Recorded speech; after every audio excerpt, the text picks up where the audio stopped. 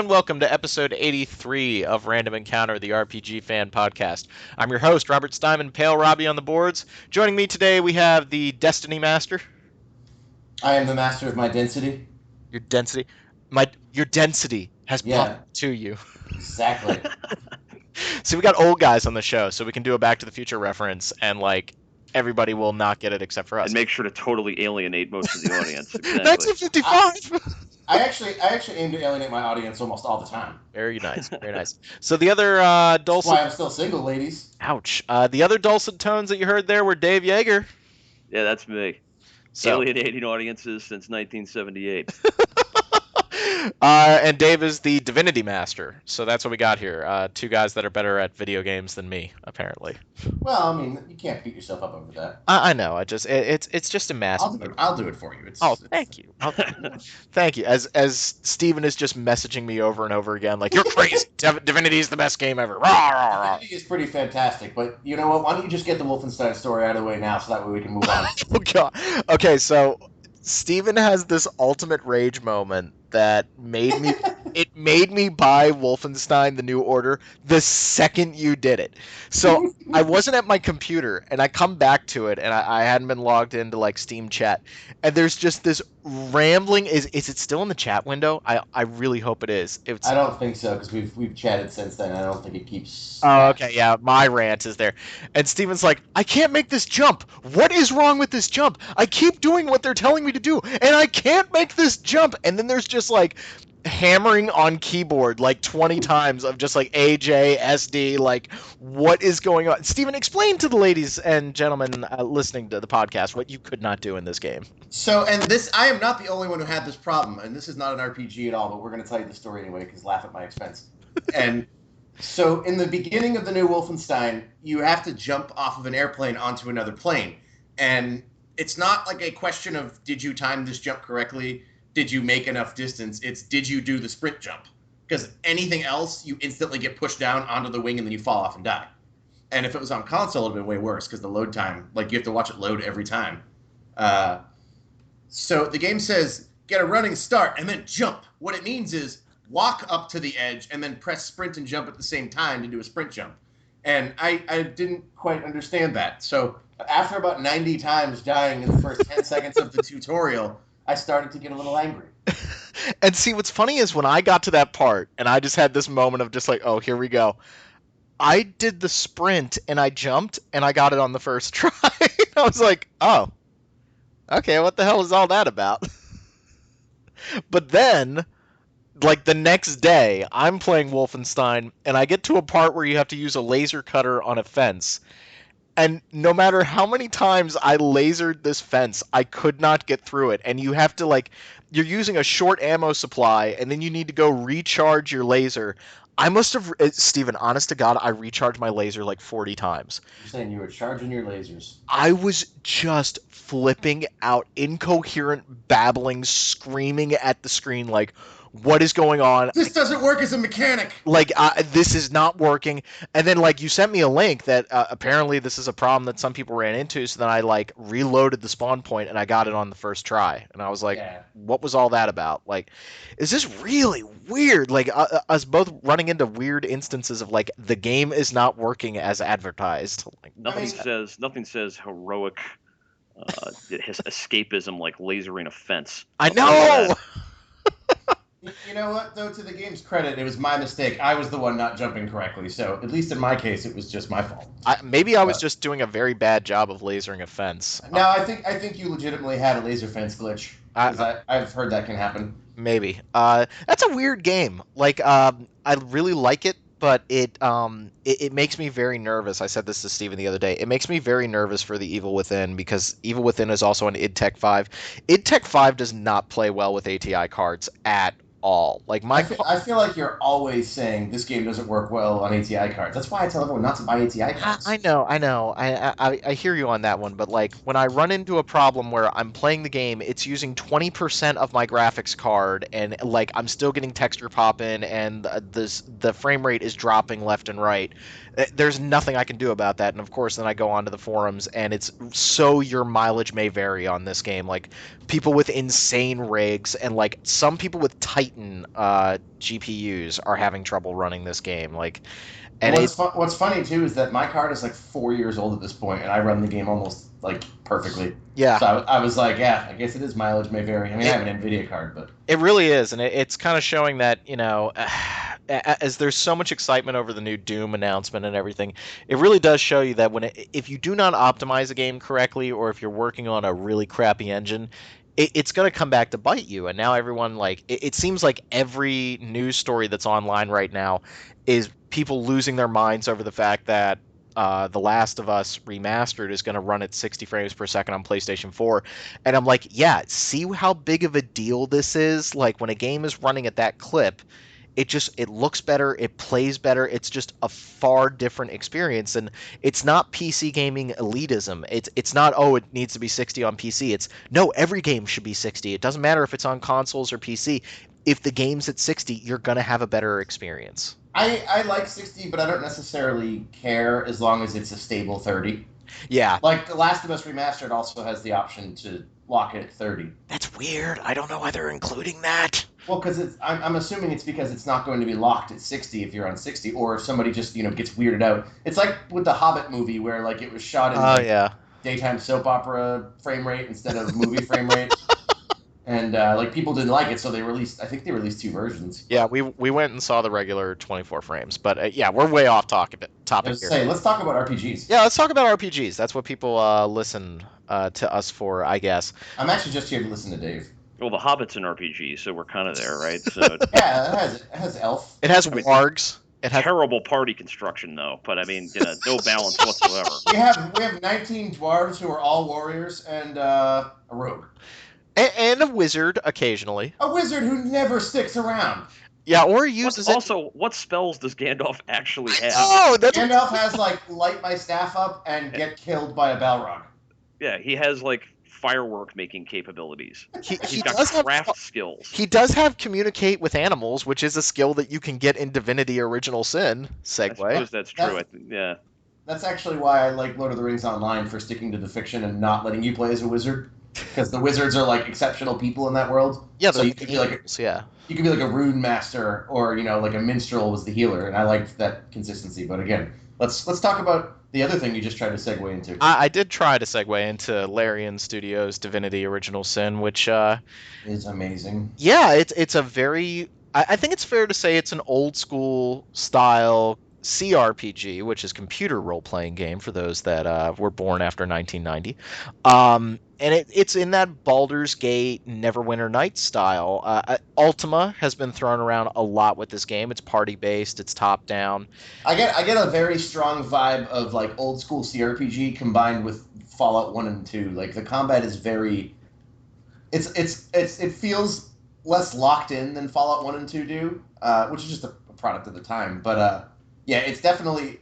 Like, you can't pause it like you pause Baldur's Gate. At least, maybe in single player you can. I haven't played any by myself, but you don't really need to, because it's straight up like, it's your turn, now it's the enemy's turn, and you have a certain amount of action points and stuff. Yeah. So it plays very much like Fallout. Yeah, or Wasteland 2, if that's what you've been playing recently. That game is good. That game is good. I like that game more than Divinity, because Divinity stomps a mud hole in my ass every time I play it. One thing Divinity is merciless about is terrain control, and that's something you don't see much of anymore. I think that's probably one of the reasons it resonates so strongly with the old curmudgeons, because I mean, like, basically battlefield control is such a huge thing in this game. And all the different combinations, the way you can alter the terrain, that's something that like hasn't mattered for a while. Right, like longer than I can remember. Like I was telling you guys before, like, not like the terrain, the element of the terrain, the positioning of enemies. Like, if you jump into a fight at the wrong angle, you can get killed. It can make all the difference. Like, my friend and I have been playing co-op, and we've had to fight a boss at a lighthouse. And so the boss is at the base of the lighthouse, and he can teleport and hit you, and then teleport back to where he was. So you have to get to him.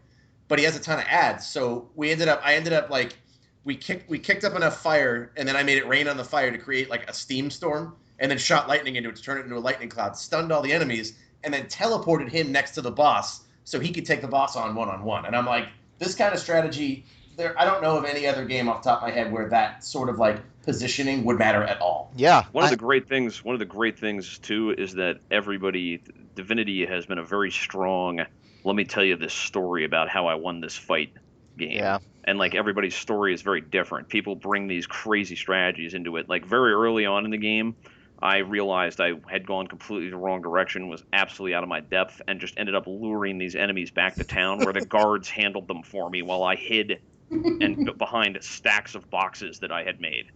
That was Dave's advice to me when I was having trouble with this game, was like, get the guards to do it for you. I was like, just get the guards to do the work. But I mean, like, that's one of the other things I kind of love about Divinity is the way that it's not afraid to let you. It almost feels like you're breaking things a lot, in the game, and that's one of the fun things about it. Like everybody in the game can be killed. You can make absolutely crucial mistakes. That make things go in completely unexpected directions. And like a lot of games these days, so much time is spent on making sure that each of the encounters and experiences are the same, whereas people are playing Divinity in completely different ways. Yeah. Yeah, like you can walk the wrong way in Divinity and get ambushed by level 10 enemies and you're dead. I completely screwed myself getting out of the main starting city. I happened upon like a mage and like 2 or 3 warriors, and I was like, oh, this isn't too bad, like I can take that on. Like the mage might give me some problems, so I can get it. I didn't notice that there were like 3 archers on the ridge I had 0 way of attacking these guys, and they were just raining hellfire down on me. And as you guys were saying, like that made me like put the game down. And then when I came back to it and I realized, well, instead of like going north straight into this hornet's nest of enemies, I could kind of like circle around east along a path and come up behind the archers. So it's a world where all of the encounters are already kind of sort of predetermined, but like you guys were saying, you can happen upon them in different ways, and that will make a world of difference about whether or not you're going to survive the encounter.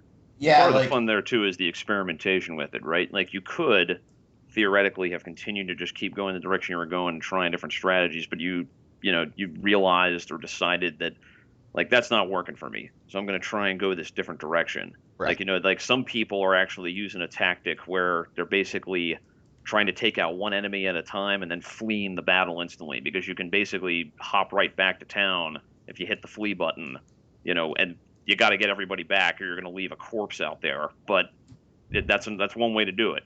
Everybody's kind of taking it from different strategies and different angles, and the spell combinations you can put together are really a cool part of the game. Oh yeah, definitely. Like a lot of it works in like such a way where like you'll be fighting and the enemies can take advantage of those spell combinations too. So like when you get into a fight with 2 mages and like a bunch of archers and melee dudes, like you need to take care of the mages or they're going to just shred you. Like they're going to blow everything up around you. They're going to poison you and then blow up the poison. If you get stabbed and blood hits the ground, they can freeze the blood so you trip on it. Like, yeah.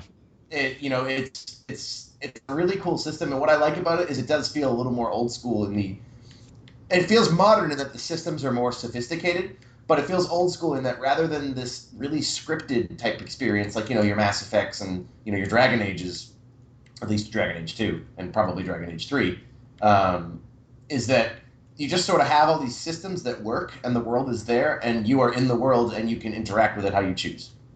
Mm-hmm.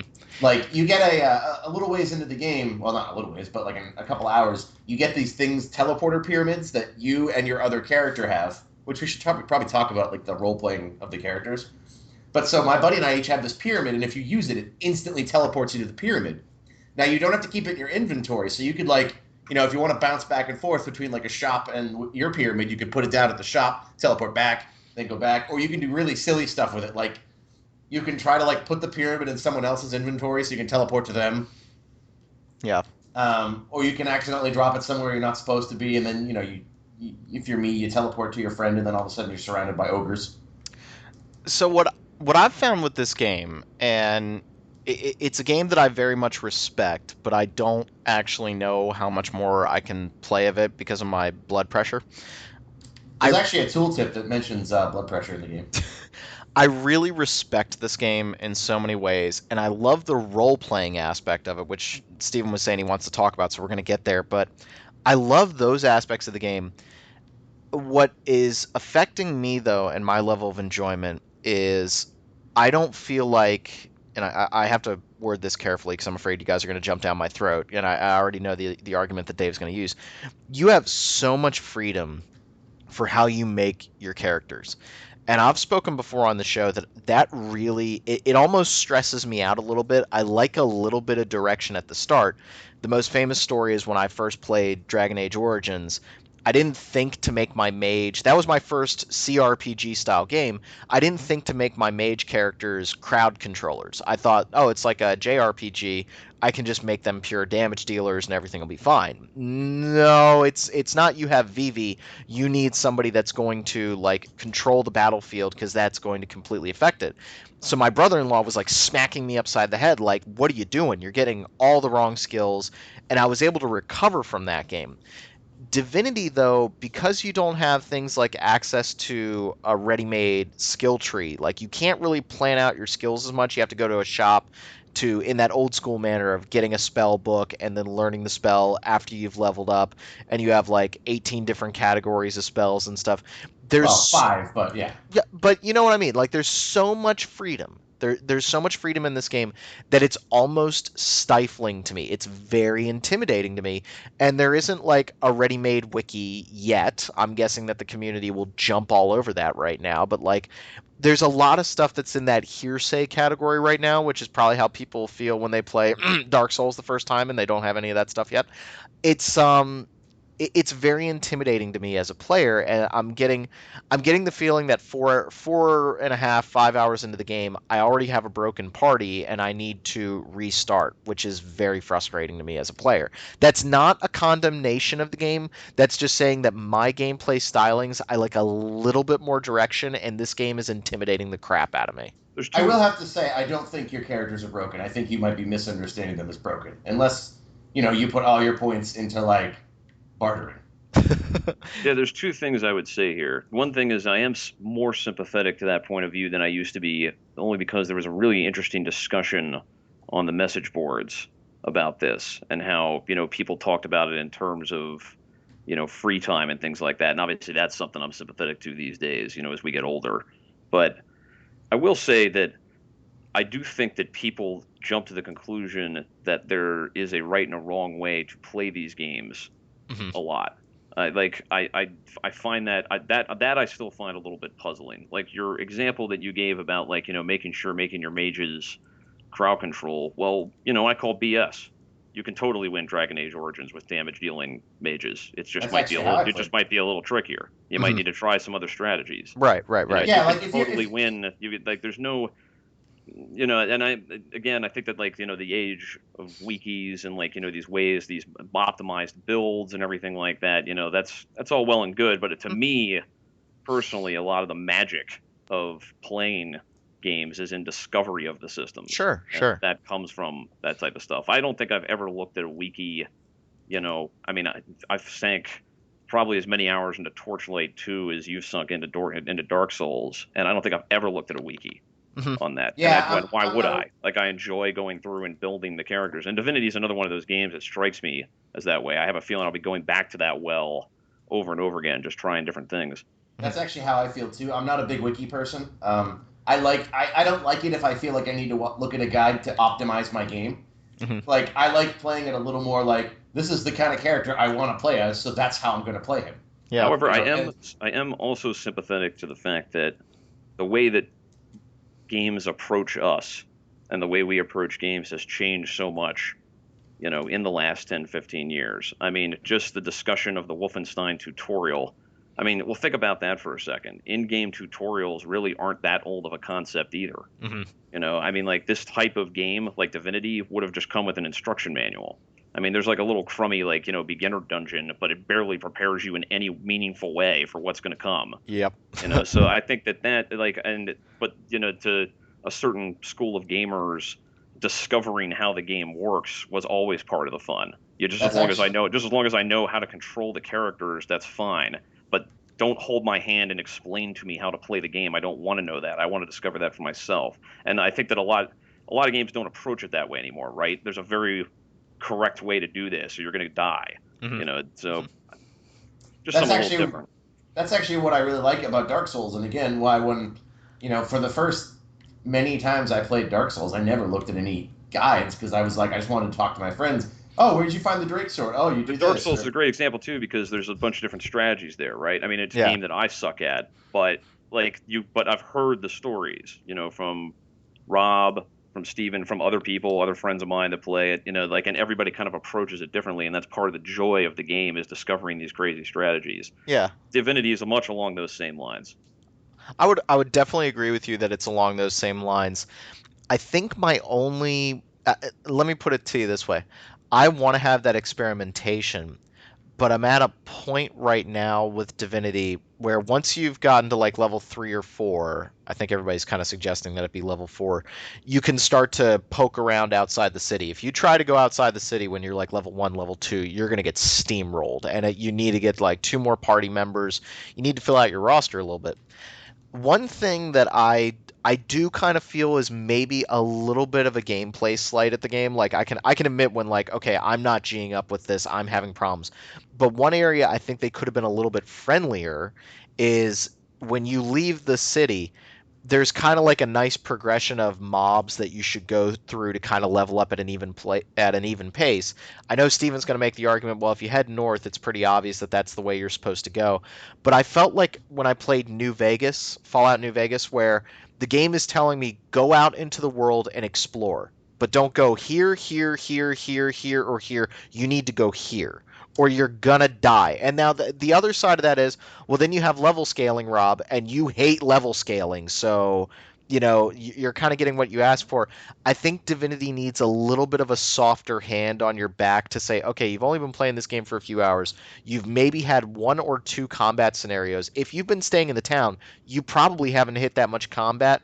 Maybe we should guide you. I found the lighthouse boss that Steven's talking about. I found him by accident as my second fight out of the town.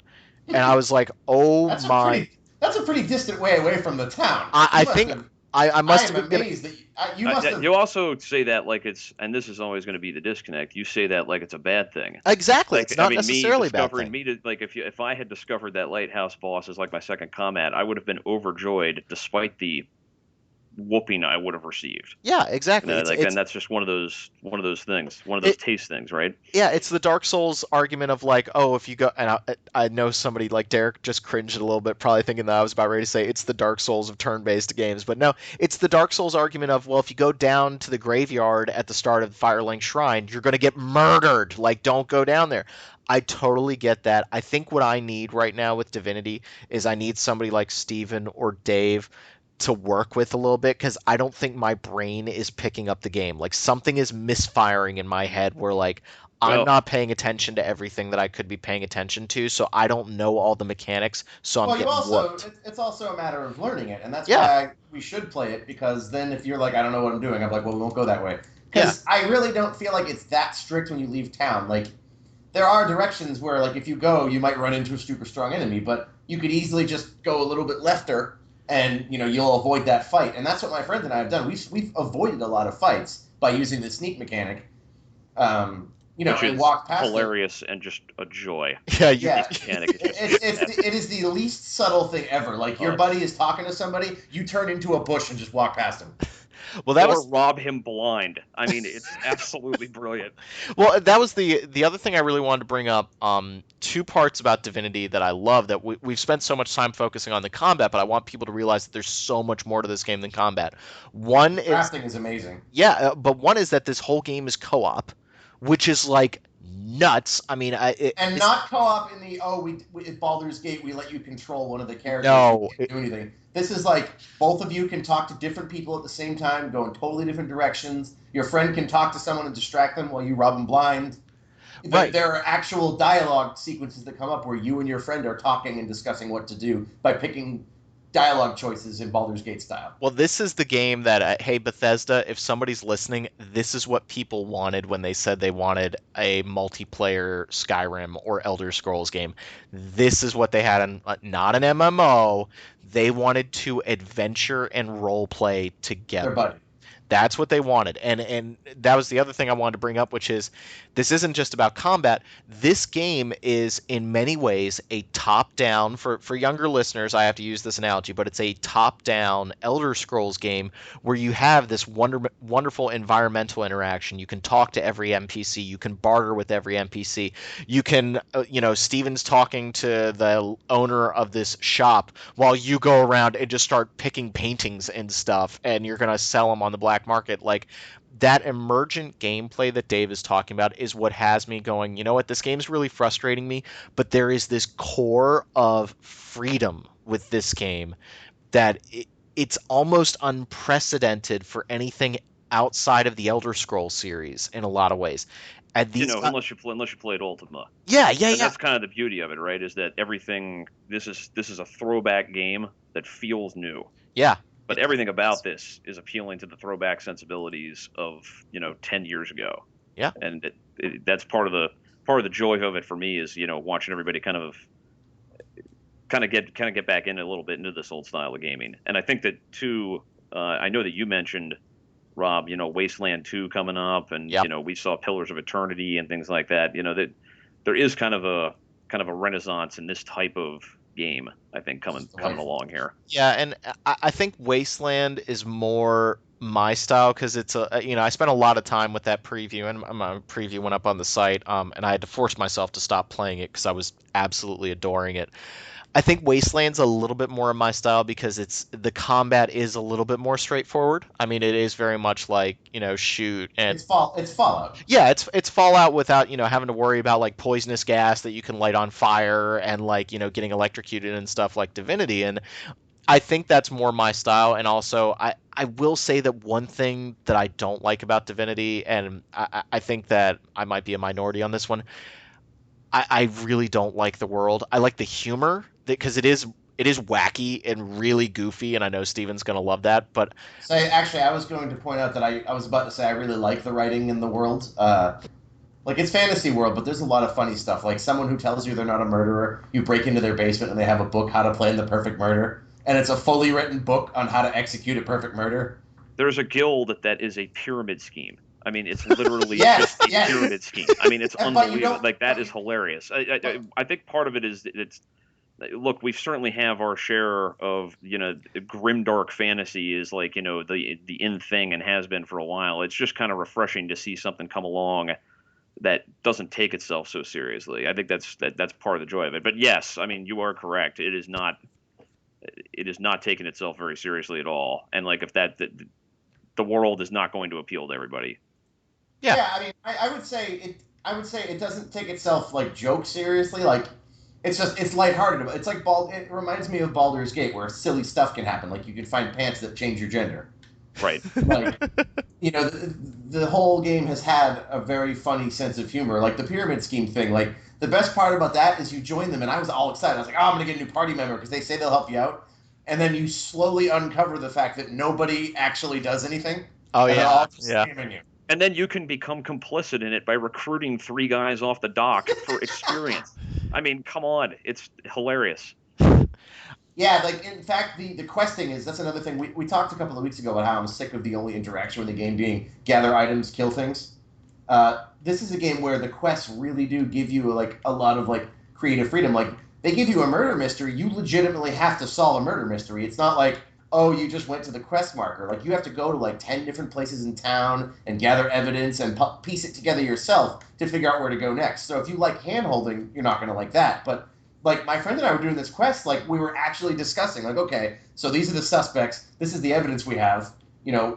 What do we think next? And, it was really exciting when we guessed right, figured out where to go, and then all of a sudden stumbled upon a murderer. Yeah. Also, we accidentally blew up a dog, and I felt really bad about it.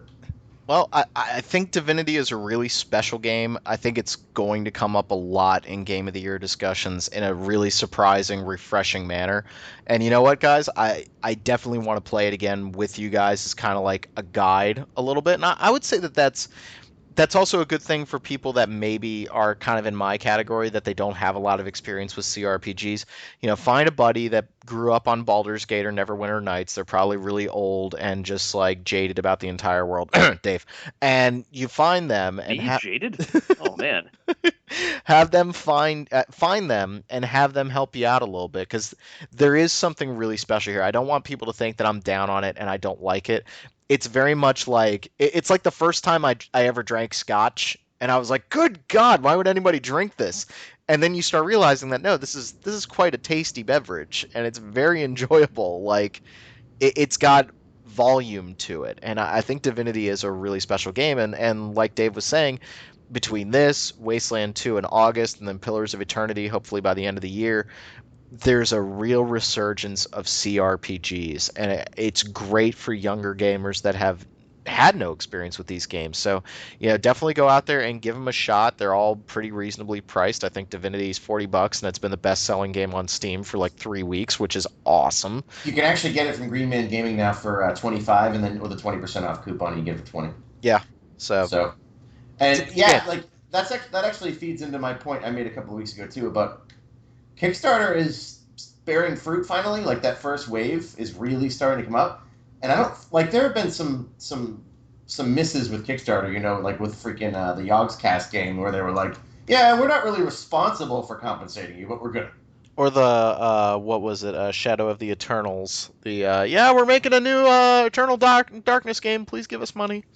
Yeah, well, but in this case, like we're getting a lot of these games coming out finally that are all like look at Shovel Knight. Shovel Knight is universally adored pretty much for providing like a style of game that publishers are not going to take a chance on anymore. But it's ridiculous because they get so much critical love and sell well. So I feel like that's with Ubisoft with like Child of Light, I feel like you're going to start to see more of that as these Kickstarter games come out and are pleasing people. Like I had no idea Divinity was even a thing because I hated Divine Divinity and haven't followed that series since then.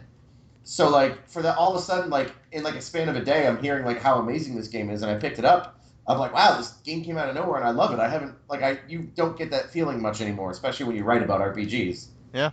One of the great things it does have going for it is the expectations, I think, were a lot lower than some of these other stuff coming out, and the experience is so far above what the expectation was, and that always helps. That always helps in the game's ratings. Mm-hmm. Well, I think as we segue from Divinity, and we're talking about kind of lower expectations leading to something pretty special in the community, I don't think you could have expectations any higher right now for Destiny. I think we've had a complete 180-degree turn from, remember about a month before E3, they had a big Destiny preview. And almost every preview I read coming out of that thing was like, yeah, it's not really good. It's kind of boring. We don't really know what it is. And now the internet is just... Everybody is talking about it. I've been playing it the whole time. This game has exploded. Like, good God, you want to talk about marketing money, about expectations, like, this is starting to become like, the Return of the King. Like, that movie came out and the world just kind of stopped for a few minutes while everybody just went out and did this thing. Now, Steven, you've played more Destiny. You've played in the alpha. I still haven't played it, but I got to admit, like, the hype train is starting to get to me right now. What do you think? Is this game going to do what games like Hellgate London, and I would say to a lesser extent, that is a rough game to start with in your list. Well, no, but what I'm going to say is like Hellgate London wanted to like make the Diablo game in first person. I think Borderlands was a much more successful game at that by losing the MMO aspect and by making it 4-player co-op or whatever. Giving it personality. Yeah, well, debatable on the personality, but whatever. But is Destiny... Is it that big a deal? Is it really? And I'm not saying that as a jaded person. I'm just asking as an outsider looking in. Is Destiny all that right now? Destiny feels like a very big game. Like playing it, you definitely get a sense of the weight of how much money and time and effort and just thought cost has gone into this. I really like it, and I don't like Halo, and it plays like the core shooting feels like Halo. It's floaty, sci-fi, shooty type stuff. Uh-huh.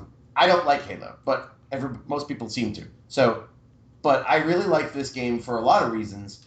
I question whether or not it will be as successful as Call of Duty or Halo, simply because it's more of an RPG. Like it's very, very. It feels like sort of a fusion between like an Elder Scrolls and Diablo, mm-hmm. or Torchlight for Dave's present company.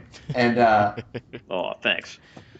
But like it was weird because at first it was like, wait, is it an RPG or is it not? And like this is a very stat driven, you know, go out exploring kind of game. It's not a go into the map and fight all the bad guys through the corridor and finish.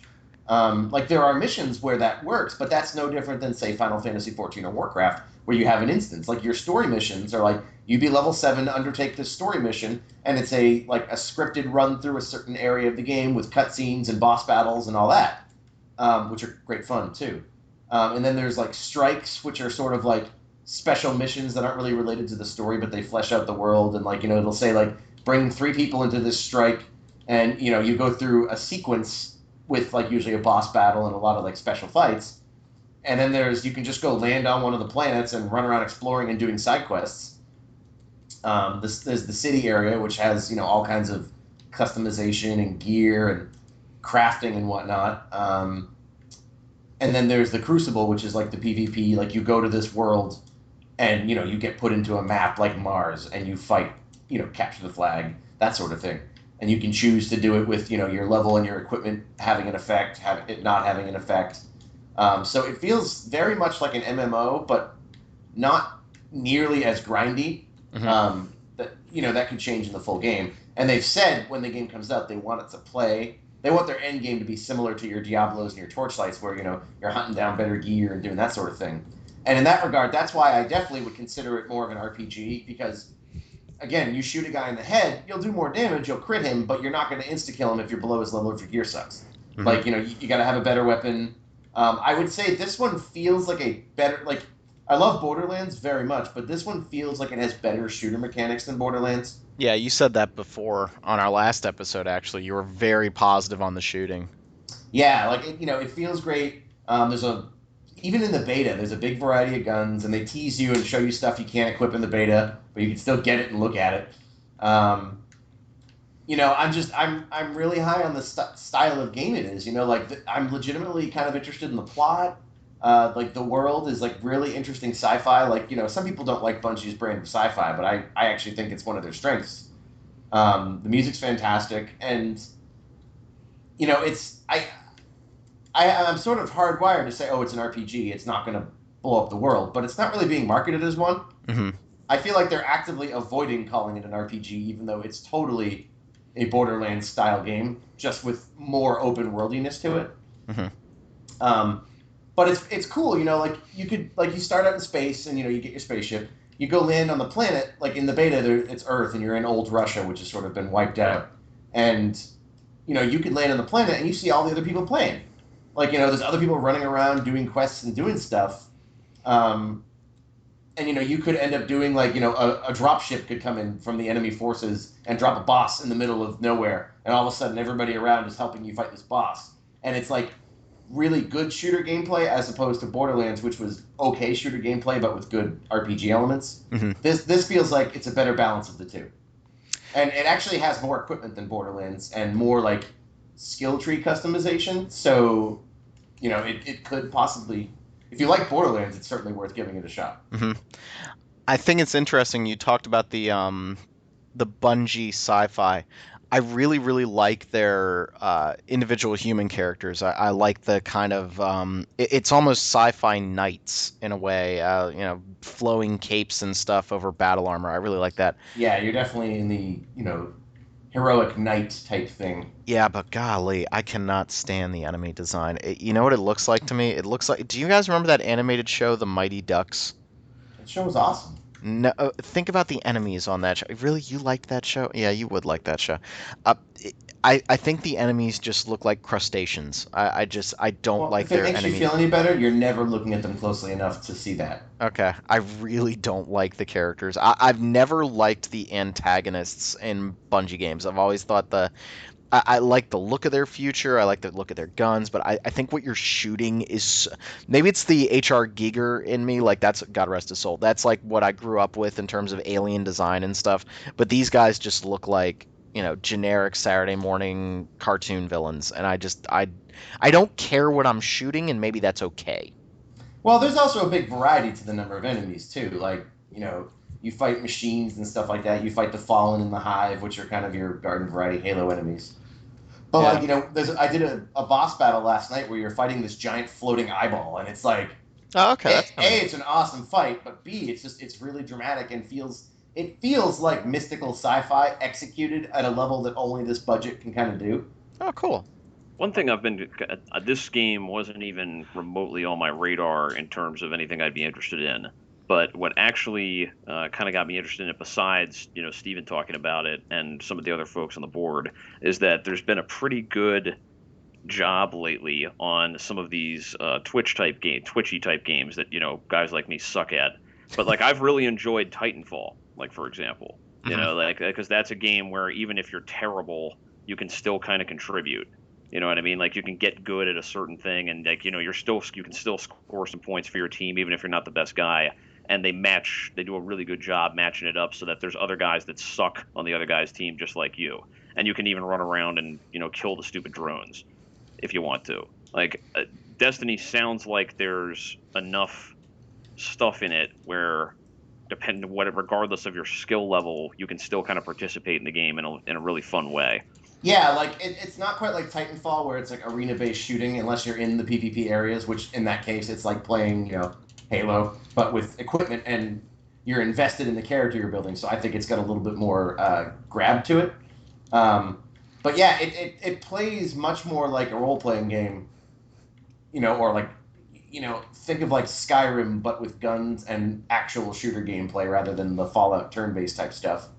But yeah, like it feels very like the game does a great job of introducing you to elements, at least in the beta, and like you get into small teams. Like you can be with a lot of people, but then you could create a party with just your friends, and you guys could go around exploring and doing stuff. And like you definitely like, I was a much lower level than the two friends I was playing with, and I still felt like I was contributing. Yeah, that's awesome. Yeah, it's definitely one that I'm looking forward to. And I wasn't even thinking about it a few weeks ago. Yeah, well, I think they've done a really good job of getting people's attention too lately. Yeah, I think I'm gonna get there's the limited edition, which I gotta admit I don't need the like ghost model that comes with the $150 edition. I've got a lot of crazy crap on my desk at school, which I love, and I have my little Geralt statue there now, and I love him. I don't need that, but I kind of like how they're doing the limited edition, the $100 one, because they're giving you a lot of cool lore stuff, which is the stuff that I love. Broken Futures, I love the kind of like apocalypse, but this is sci-fi apocalypse, which makes it a little different, and I like that. So I like kind of the cool extras that you get with this, but then they're also packing in the DLC, which is already $35 worth of content. So it's kind of paying for itself when you think about it. And if this is a DLC run game, which they've talked about, like they want the Destiny franchise to live on for 10 years, that's a really good incentive. And I think that that's something that more and more developers need to look at. It's not, the Alien Isolation thing of like, hey, if you pre-order our game, you get this thing that you'd probably really want, and we're not going to tell you even if we're going to sell it after the fact. Bungie is being clear and upfront. This is $35 worth of content that you're getting for free if you buy the game now. The more you spend, the more you save, Rob. I know, and I learned that today when I bought a lot of furniture for our house. I don't know. I think that to me is the way to do pre-order incentives or limited editions. I think that's the right way to do it. They're being upfront with you about the cost. Like if I find out, well, the thing is, you know exactly how much you're spending. You know what you're going to get. Yeah, with the Alien Isolation thing that garnered a lot of rage across the internet, to hold back the fact that they're reuniting the entire cast of Alien with the exception of Ian Holm, who didn't do any voice recording. They're reuniting the entire cast to do this DLC, which is really awesome, but you don't know how long it is. You don't know all that it entails. They're holding it back for pre-orders. They're saying they're going to sell it after the fact. There are so many unknowns that you don't even know if it's worth it at this point. And you also don't know if you really are going to like the game anyway. So there isn't a beta. Like for Destiny, there's a beta right now. Like you can play the game, and they're giving out codes. It seems like with McDonald's Happy Meals right now. Like I have 2 codes still. Do you have a PS3 code? Because I would use that.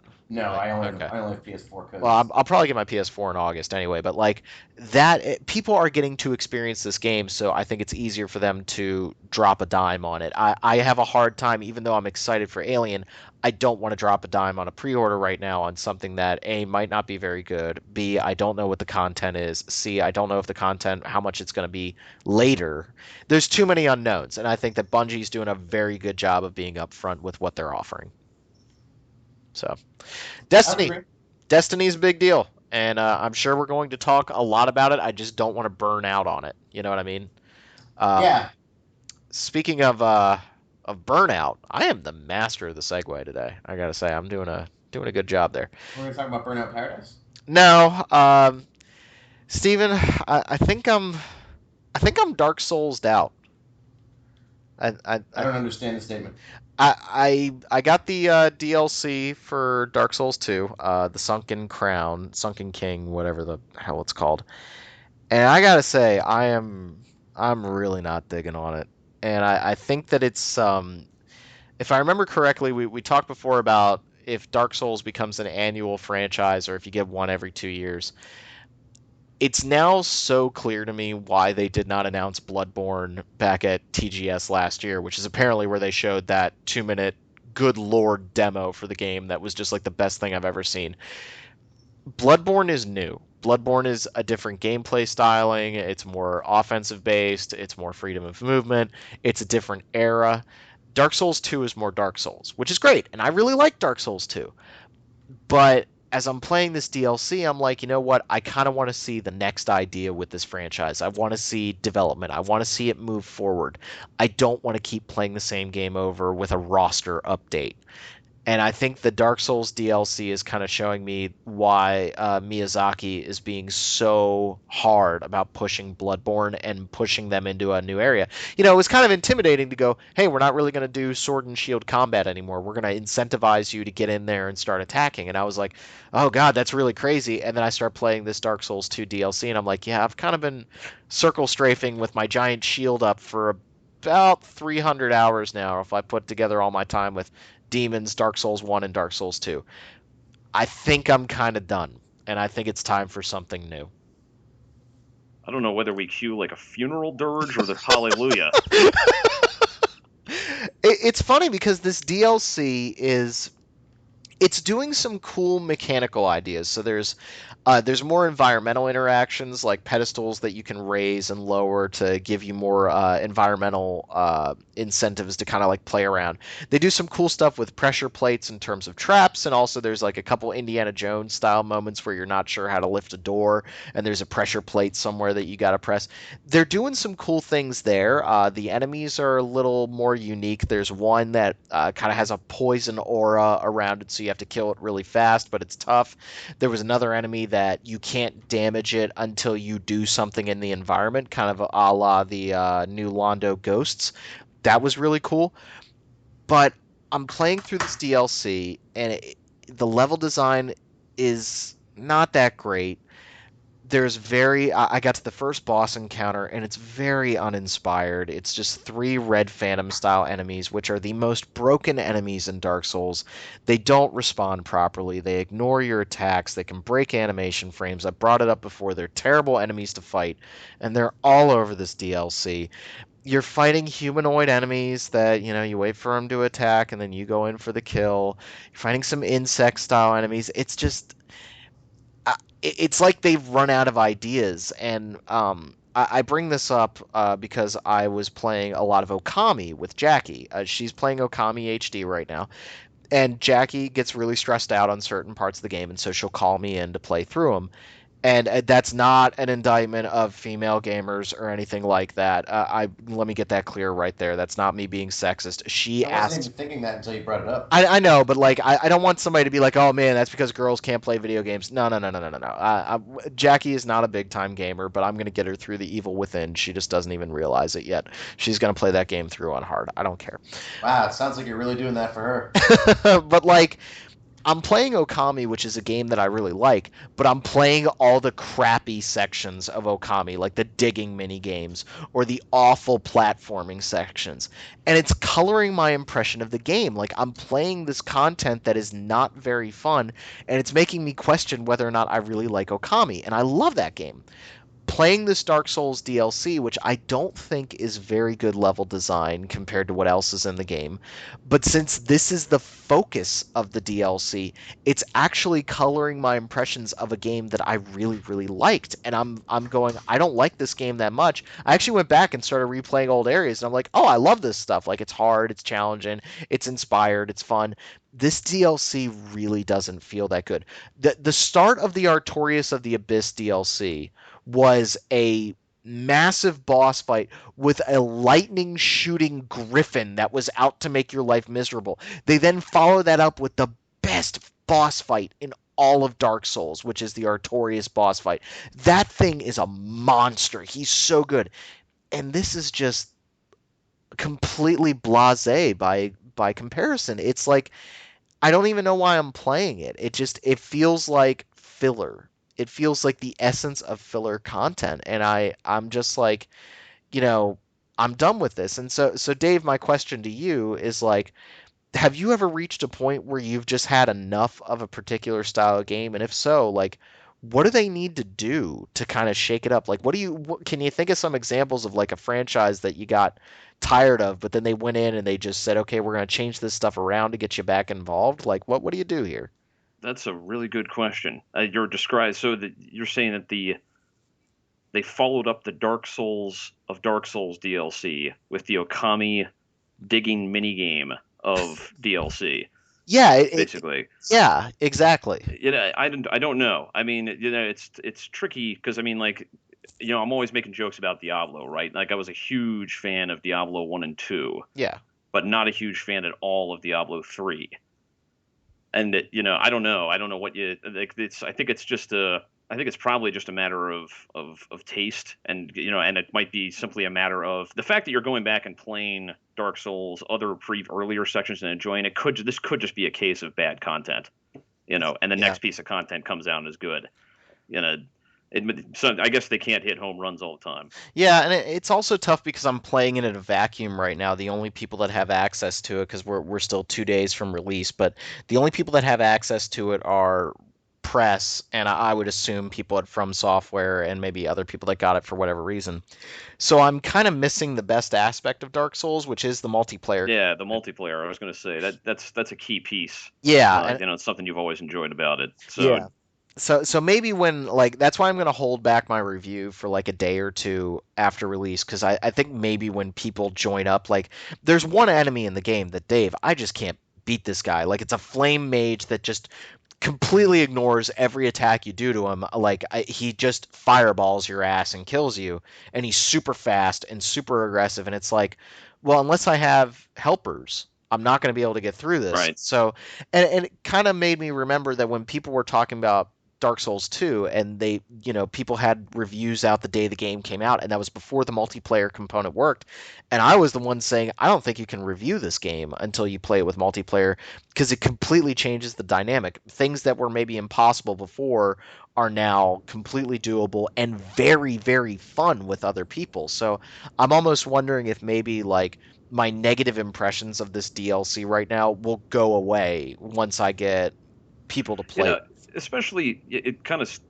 harkens back to the conversation we were having earlier in this podcast, which is there's different types of gamers, right? Some gamers really like to have kind of a game plan or at least a blueprint for kind of how to approach certain encounters in a game or character builds and things like that.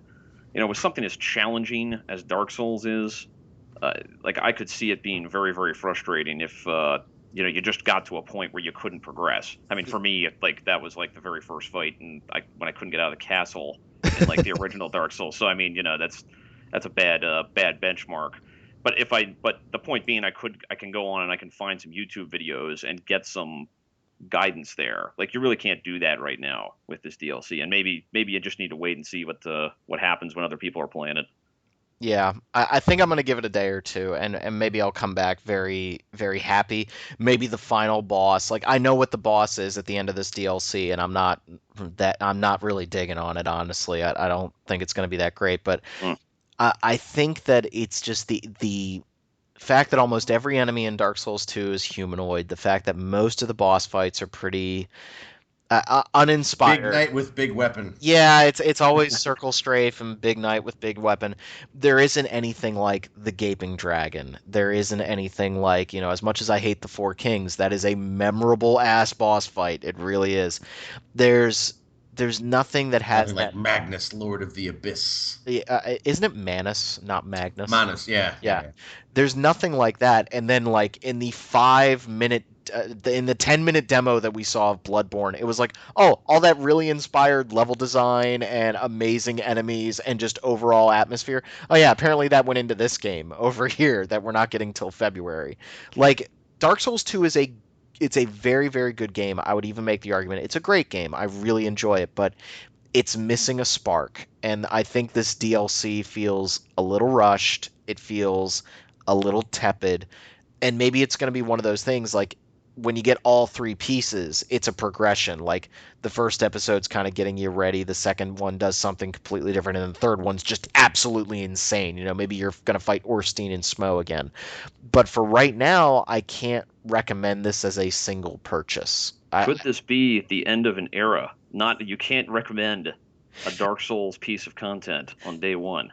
Yeah, I mean, and even the way you access the content is really lame. Like when they put Artorias in back into Dark Souls, because it was cut content. If you look at the Design Works book that I own, they have like pictures of Artorias on the cutting room floor. That was stuff that was supposed to be in the game.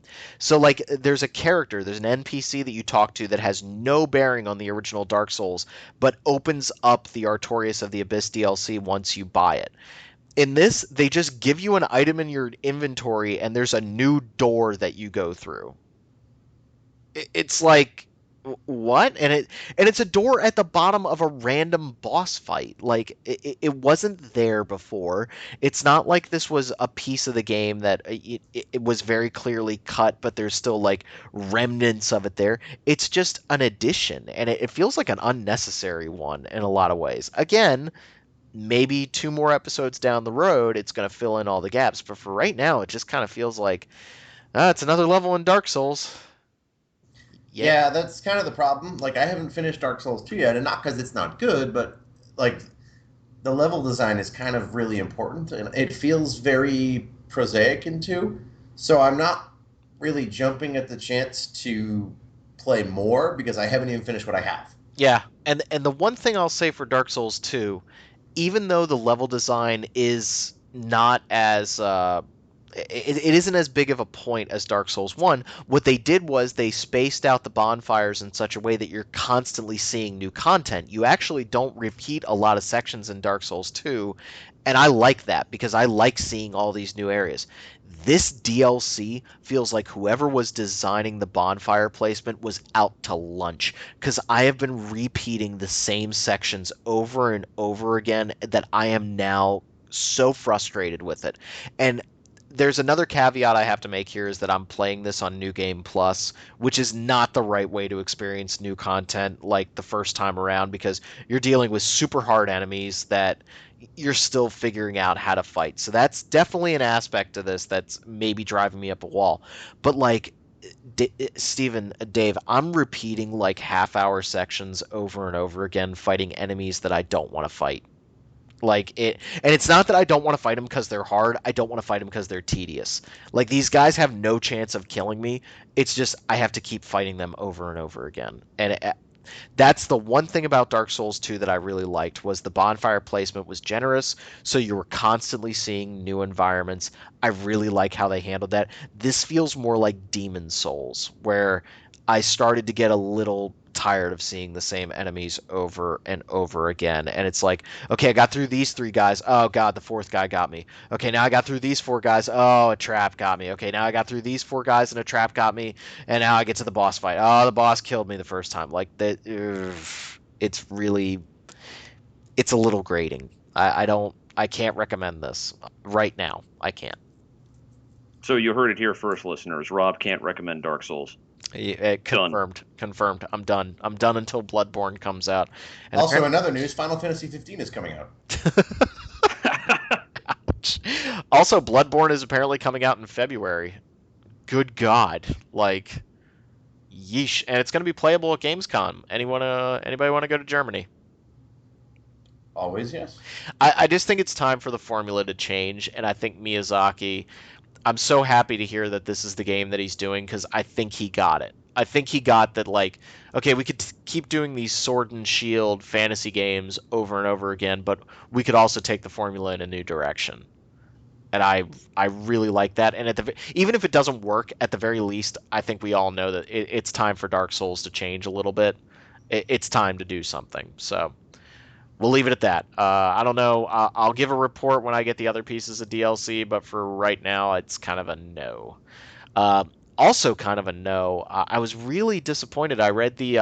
Let me bring up the name of the author real quick so I don't butcher it. There was a book that was in stay a while and listen. I have to type and talk at the same time.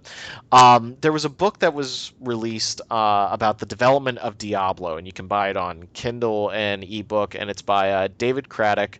It's called Stay a While and Listen, and it's book 1 of a supposed series about the development of Diablo and Blizzard North. And it's an interesting read. There's a lot of tidbits in there that you probably know if you were big into the Diablo development cycle and you kind of like listen to a lot of reporters and stuff.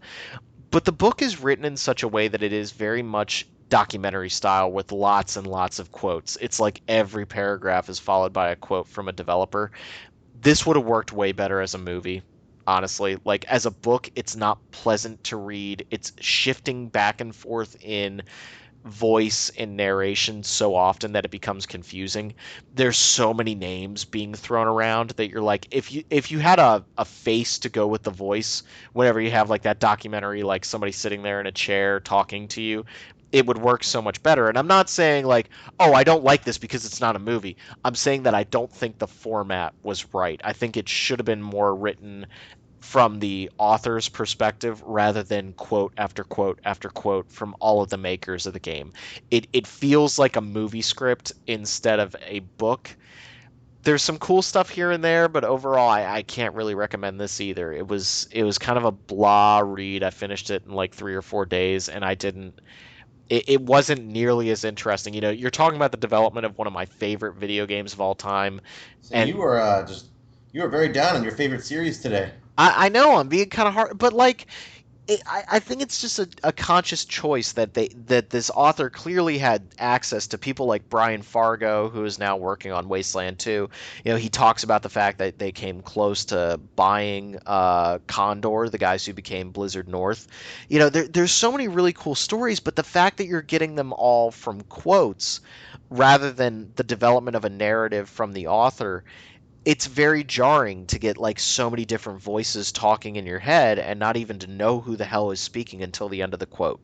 So it just doesn't feel like the right venue. I don't know if you guys are interested in reading it. I have a couple books. I also have Masters of Doom, and then I have Console War to read. I want these books. I think video game development is such a cool idea. Like the Indie Game, the movie was amazing. That was an awesome experience as a film. Except for Phil Fish, but yeah. You know, even Phil Fish in that, I got a sense of who he was as a person, and he actually makes sense to me now as an individual. He's not this nebulous internet troll. I actually get what he is, and I get his passion for his craft. But Stay a While and Listen, I think the format needed to change. If you were going to write a book, I think it should have been more book and less documentary style. But it's interesting. It's $10 on ebook. If you're really, maybe you'll like it more than me. But it just didn't grab me that much. Kind of I don't support ebooks. I don't either. I like having a physical book, but Jackie has a Kindle, so I just put it on that. I got nothing but ebooks now. I need a book. I like having gave away all my old hard copy books and I'm all ebook. Who would have thought that the oldest guy on the podcast right now would be the one advocating for technology and Clutter, man. Don't want to deal with it. I'm like I the like opposite. I'm like the opposite of a hoarder. I throw things out just because. see, and I love having See, I like looking at all my books. so do I. I I do love having a too. bookshelf. They're on a device I have called the Kindle, and they're all there. They're not books, they're just data. Speaking of the creation of Diablo, we will have a very interesting interview coming out soon on RPG Fan with David Brevik, who is one of the designers on Diablo, and he talks about how Diablo used to be a turn-based game. Yeah, believe it or not. Yeah, and I'm sure that came up in the book. Yeah. But, look for that. They're pushing. He's the head of the studio that did Marvel Heroes, which is a free-to-play action role-playing game. But we'll be getting that interview up shortly. Oh, I didn't realize we had interviewed him. So that's actually pretty awesome. And yeah, that was some of the cool stuff, was them talking about it, like how much Brevik was talking about how much he was pushing hard for Diablo to be turn-based. He was like, nope, not going to be turn-based, not going to be turn-based. And then the first time they tried it real time, he was like, oh, yeah, this. Yeah. He was like, oh, that actually was pretty cool. Yeah, like walking up to a skeleton and smashing it was pretty awesome. So that was cool. I guess, Steven, since we're talking about relevant things, you want to talk about Castlevania Dawn of Sorrow? I always want to talk about Castlevania Dawn of Sorrow. I actually just switched to playing that. It's, it's an older game, but I figured we could talk a little new, little old. So it's the first DS one. It's the sequel to Aria of Sorrow, which is the last Game Boy one, which is the one with Soma Cruz. It's the one that takes place in the slight future, 2035, which functionally just means that there are cars in the background sometimes, and you can get guns as weapons. And man, I really wish we were getting a new Castlevania that was like this. It's just the kind of level design. It's so easy to pick it up and play it and enjoy it. Finding secrets is great. I think the Of Sorrow Castlevania games are the best ones because of the souls. Like, it makes every enemy worth fighting, and just it gives you such a breadth of different skills to have and like things to do. Like, you get the soul of the skeleton chef, and then you could throw curry on the ground, and that summons the Sasquatch, so that way you can get his soul, so that way you can jump into the background somewhere else. Like, it's such cool, like, non-essential gameplay and like this kind of level progression. I'm glad that with like Chasm and Time Spinner, we're going to start seeing these kinds of games thanks to Kickstarter, because this is a style of game I just wish we had more of. Like, I think Ego left Konami, which is fine because Konami doesn't make anything that doesn't involve giant nuclear tanks and soccer balls anymore. But like, it's not that I don't like Metal Gear, and it's not that I have anything against soccer games, but like, they kind of don't make anything but that now. Like, at E3, they didn't even have a booth, if I recall. Yeah. And like, I get it. Lords of Shadow 2 was not a success. Lords of Shadow 2 was pretty good, and that's fine. I'm willing to play those kinds of games, but like, people want this sort of game. Like, I mean, look at Kickstarter. Like, every time a game that's like a Metroidvania comes up in Kickstarter, it is immediately a success. Yeah. Like, look at Mighty Number 9. Capcom's like, oh, people don't want to buy Mega Man, and then it makes $5 million in Kickstarter. So I'm like, clearly people want it, and clearly there's enough interest that they're like making a freaking Mighty Number 9 cartoon and stuff. And like, I know there's a lot of people that would like to see a new Suikoden. Like, that would be great. But this kind of Castlevania is just really compelling. Like, it's just it's cool. Like, that sort of old school cheesy horror, like you go into the chapel, or you fight the evil, you fight death.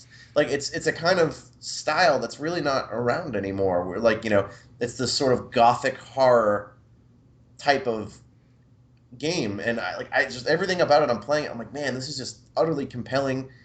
And like, I remember back when Order of Ecclesia came out, there was like, all the reviews were like, oh man, they're making too many of the Symphony of the Night style Castlevanias, now they're boring. Then they stopped making them, and now everyone's like, we'd really like some of those Metroidvania-style Castlevanias again. Well, I think the other thing to keep in mind, and we've talked about this up and down, and I'm glad Dave's on the podcast right now because he can speak to it. He loves talking about financials when it comes to games. It's all about how you price the game. And I think that people are very willing to part with 15 or 20 bucks on these Kickstarter games or on these early access games on Steam.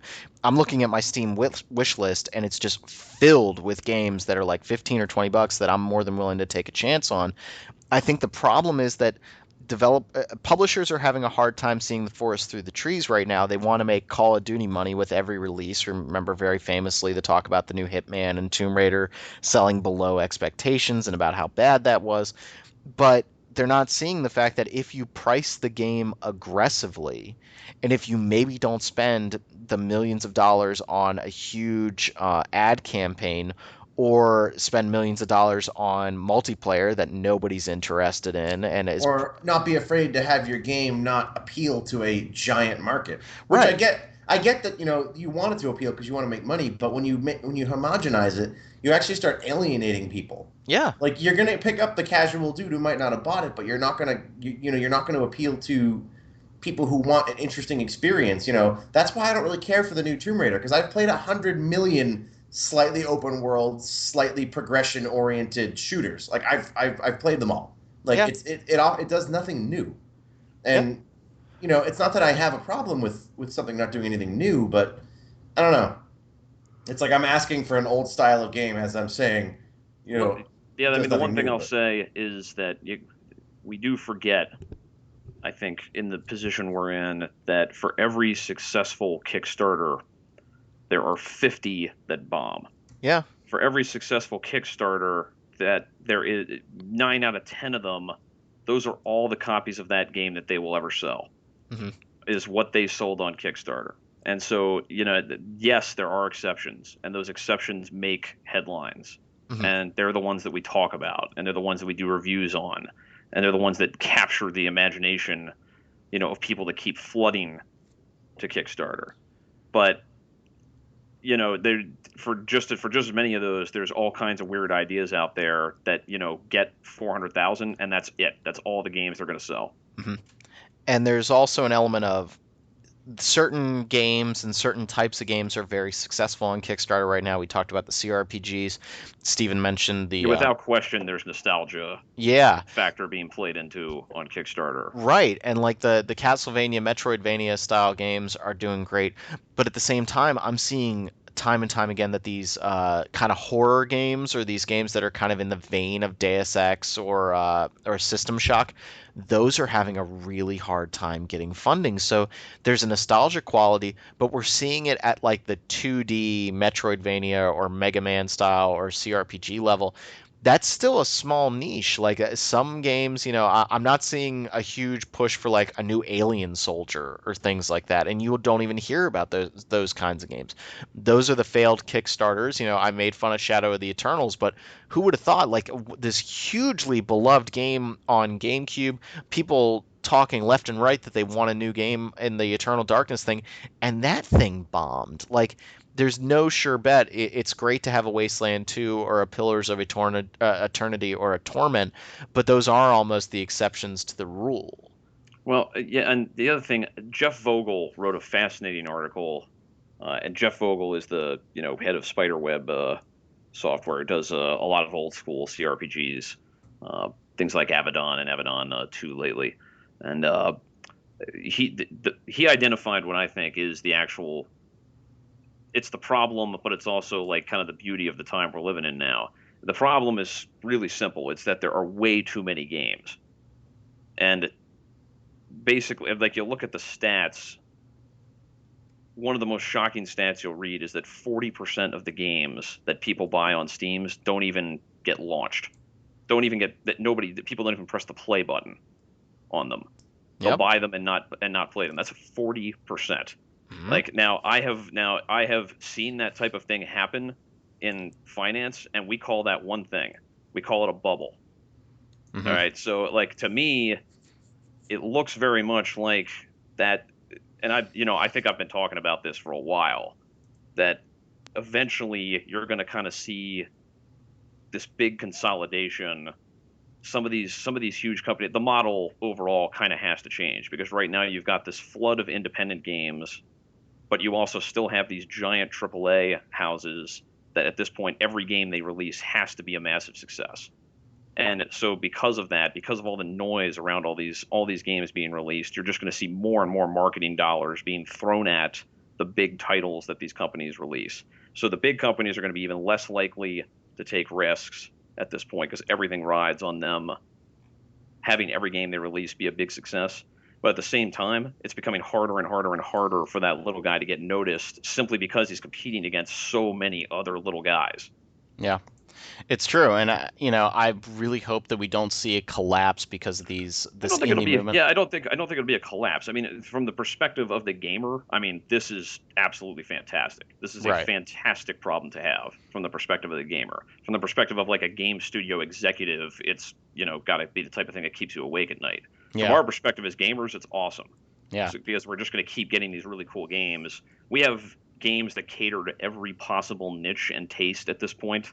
And there was a time when that was not ever the case. Yeah, and there's so many games right now. Like if you spend 5 minutes on Steam just looking at stuff, you're gonna find 20 games that you're interested in.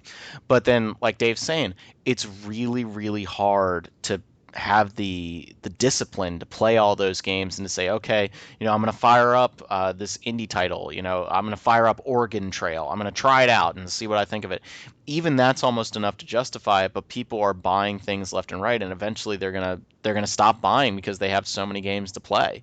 Look, there were more games released on Steam in the first 20 weeks of this year than there were in all of 2013.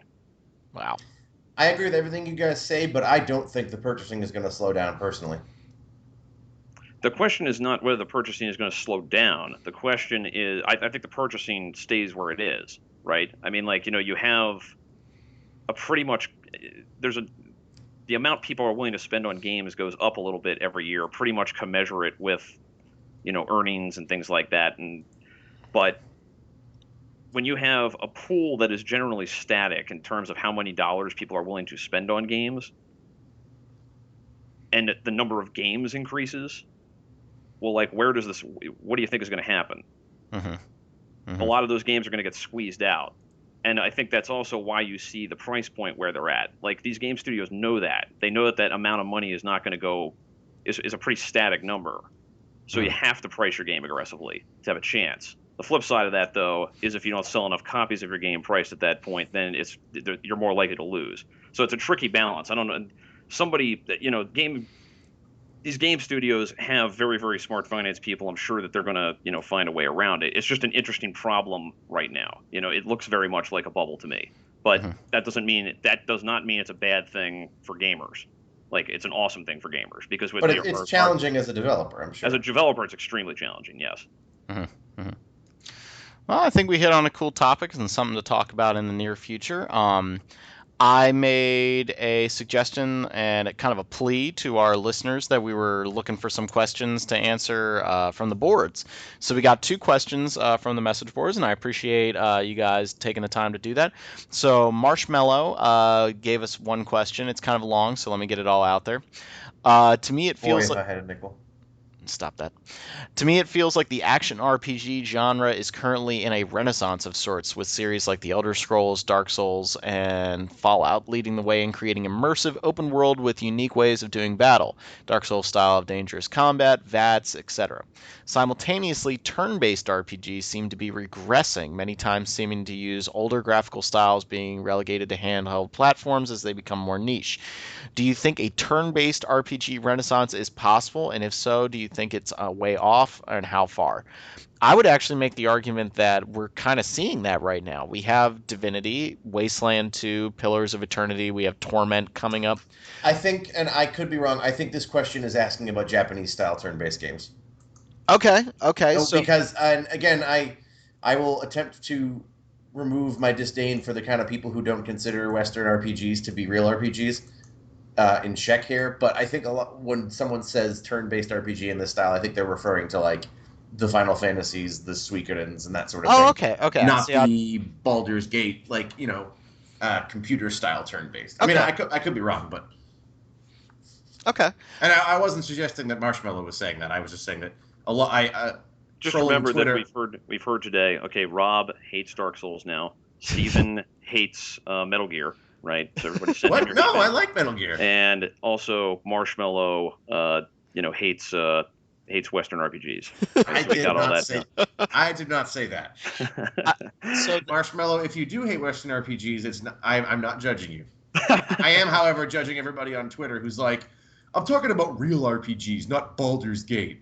yeah, Some guy told me that Baldur's Gate was not a real RPG. well, we can actually answer both possible versions of this question, right? The Yeah. first version, Yes. Rob already pointed out. Yeah, we do think that the Renaissance is coming, if you consider those Western types to be the turn-based RPGs. But what do you think about the kind of that Japanese style?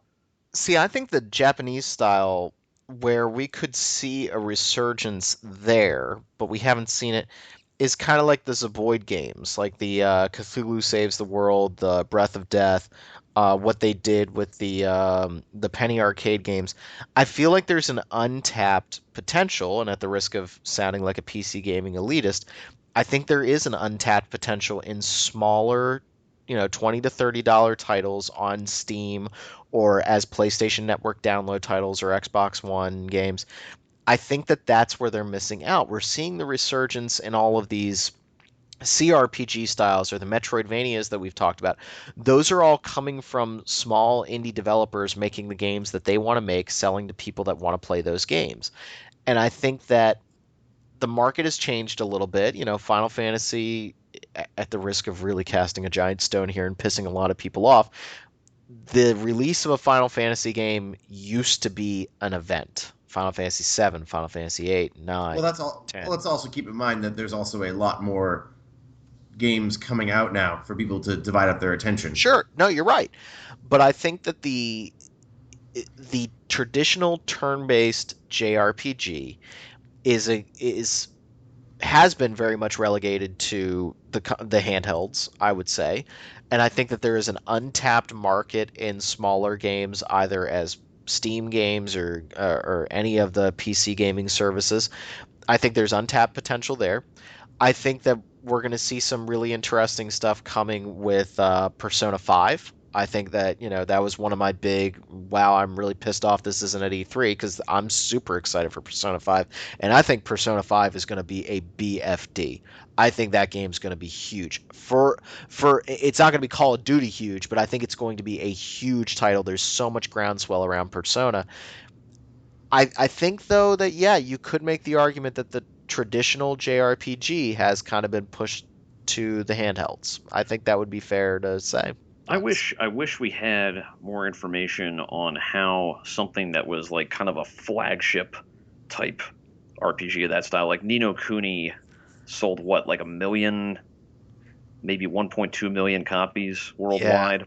but the huge majority of that was in Japan. Yeah. Meaning that it probably did not sell well. Now, they were very coy about this, so I think it's hard to get the right numbers, but you can imply that it didn't do that it was disappointing in the U.S. in terms of sales. So I think you're going to see big developers probably, they look at that and, they get scared away. Yeah. Which is why it gets relegated to handhelds and stuff. Like, at least Final Fantasy still has the name recognition. And Final Fantasy 15 is an action RPG. I mean, Right. But then look at a game like Bravely Default, though. That game did very well. That's a really good point. Yeah. Yeah, and that's also on a handheld. I mean, it's, Sure. it's also coming from the fact that these are Japanese developers making these games, and what are the biggest consoles in Japan right now? The 3DS and the Vita. Well, the 3DS. Hey, the Vita had record sales this weekend. Yes, it did. Yes, it did. I think the Vita, the idea of now starting to link the Vita and the PlayStation 4, I hope it doesn't just make the Vita into a PlayStation 4 controller. I really hope that makes people go, oh wow, there's some. Did you guys see the thing? Like, this is a little off topic. Did you guys see Ken Levine musing about the game he wanted to make on Vita, a BioShock Infinite game that was a turn-based strategy game a la Final Fantasy Tactics? No, I didn't. There is no God that this game does not exist. Like that. What the hell? Like, just hearing him talk about it, I was like, I would give you money for that right now. How much do you want? I will give you $100 for that game right now, and I will find a lot of my friends. Ken, Do it. That sounds awesome. He wasn't, I think all of us, when he talked about making a Bioshock Infinite game for Vita, we all thought shooter. But he didn't think that way. He thought about something that really fit the console. And I think turn-based JRPGs, turn-based strategy games, those fit on the console. It is absolutely insane that XCOM is not available on the Vita. Y'all remember when that was a rumor? It is insane that XCOM is not on the Right Vita. now, you can play XCOM on an iPhone. Yeah, but like, you should definitely be able to play it on a Vita. Sure, exactly. Like, I want to play it on something with buttons. Yeah, exactly. It's insane to me that does not exist. And I think that the mobile platform, it does call for a different style of game. I'm not interested in playing a Devil May Cry game on my 3DS. I would disagree. I am. Well, I think the camera would be terrible. But then again, you somehow played Birth by Sleep on a PSP. So to answer Marshmallow's question, it depends. Yeah, I would say the Western style CRPG is in a huge renaissance. I would agree with his statement about action RPGs being the thing right now. And that's also coming from what Dave's talked about on the message boards before of like RPG elements have permeated almost every type of game right now, down to how you can upgrade Dante or Kratos, like numbers and upgrades and everything, the stuff that we really like about RPGs, those are almost everywhere right now. So I think it's just by the very nature that action RPGs have kind of moved up. But I would also make the argument that Steven's made before of Fallout to me is not an action RPG. Fallout is a turn-based role-playing game because you don't play that game as a shooter. You don't play Fallout 3 as a shooter. But when it comes to the JRPG, I think that they're moving toward the handheld consoles because that's where the Japanese money is going right now. I mean, those are the system sellers. I think that's what they're interested in making right now. Persona 5 will be an interesting one to watch. Could it be that much the same way that Final Fantasy used to dictate where the JRPG was going, like Final Fantasy X kind of ushered in this new era of huge 3D turn-based role-playing games on the PlayStation 2, could Persona 5 be the kind of game that comes out and makes everybody do a half take and go, wow, people are really interested in these titles. Maybe we should do something about that. And not Hironobu Sakaguchi making a free-to-play game on mobile. Ugh. Lisai. Yeah, isn't that just depressing? That's just, I don't know. The guy who made Lost Odyssey. I guess. Was that a good game? I don't even know. Lost Odyssey was amazing. Really? I have said this so many times in the show, and this proves you don't listen to me. Love you too, honey. Okay, so Marshmallow, I hope we answered your question there. I think, as Dave said, it depends, honestly. I like Monsoon's question here. This might get us into some trouble here. Questions. This is a good question. Question/prompt. What are some RPGs that are just okay or maybe average because they're missing something? Like C+ RPGs that would become A- RPGs if they made one small to medium-sized adjustment or corrected one flaw. I would love to hear each regular panelist answer or provide an answer. That's a tough one. Wild Arms Alter Code F. Okay, Steven got there very fast. Explain yourself. Alter Code F is not as good as the original Wild Arms, even though visually it looks better. The music is redone and is awesome, and it's a great. The original is a great game, but they use the combat system from Wild Arms 3, which is not my favorite combat system in that series. It's very tedious, and there's not a whole lot of sense that you're doing much progression with your characters. Mm-hmm. And so Alter Code F sort of like exacerbated that, especially in the case where like you get into scenarios where you're fighting on horseback and you'll fight like I think it's like 16 enemies at once that all just do nothing each turn, but it takes about 4 seconds for each one to do nothing. So you're sitting there watching them do nothing. Literally, the action is do nothing for, a solid 2 minutes. You get a turn and they take 3 hits each to kill. So there are a lot of things that are very weak about that game that I feel like a combat system more like, not necessarily the original because that's a little dated, but a combat system closer to Wild Arms 4 and 5 would have made Alter Code F really great. I'm going to go with Septerra Core, Legacy of the Creator. Anybody ever heard of that? The hell is that? We talked about that on the music podcast.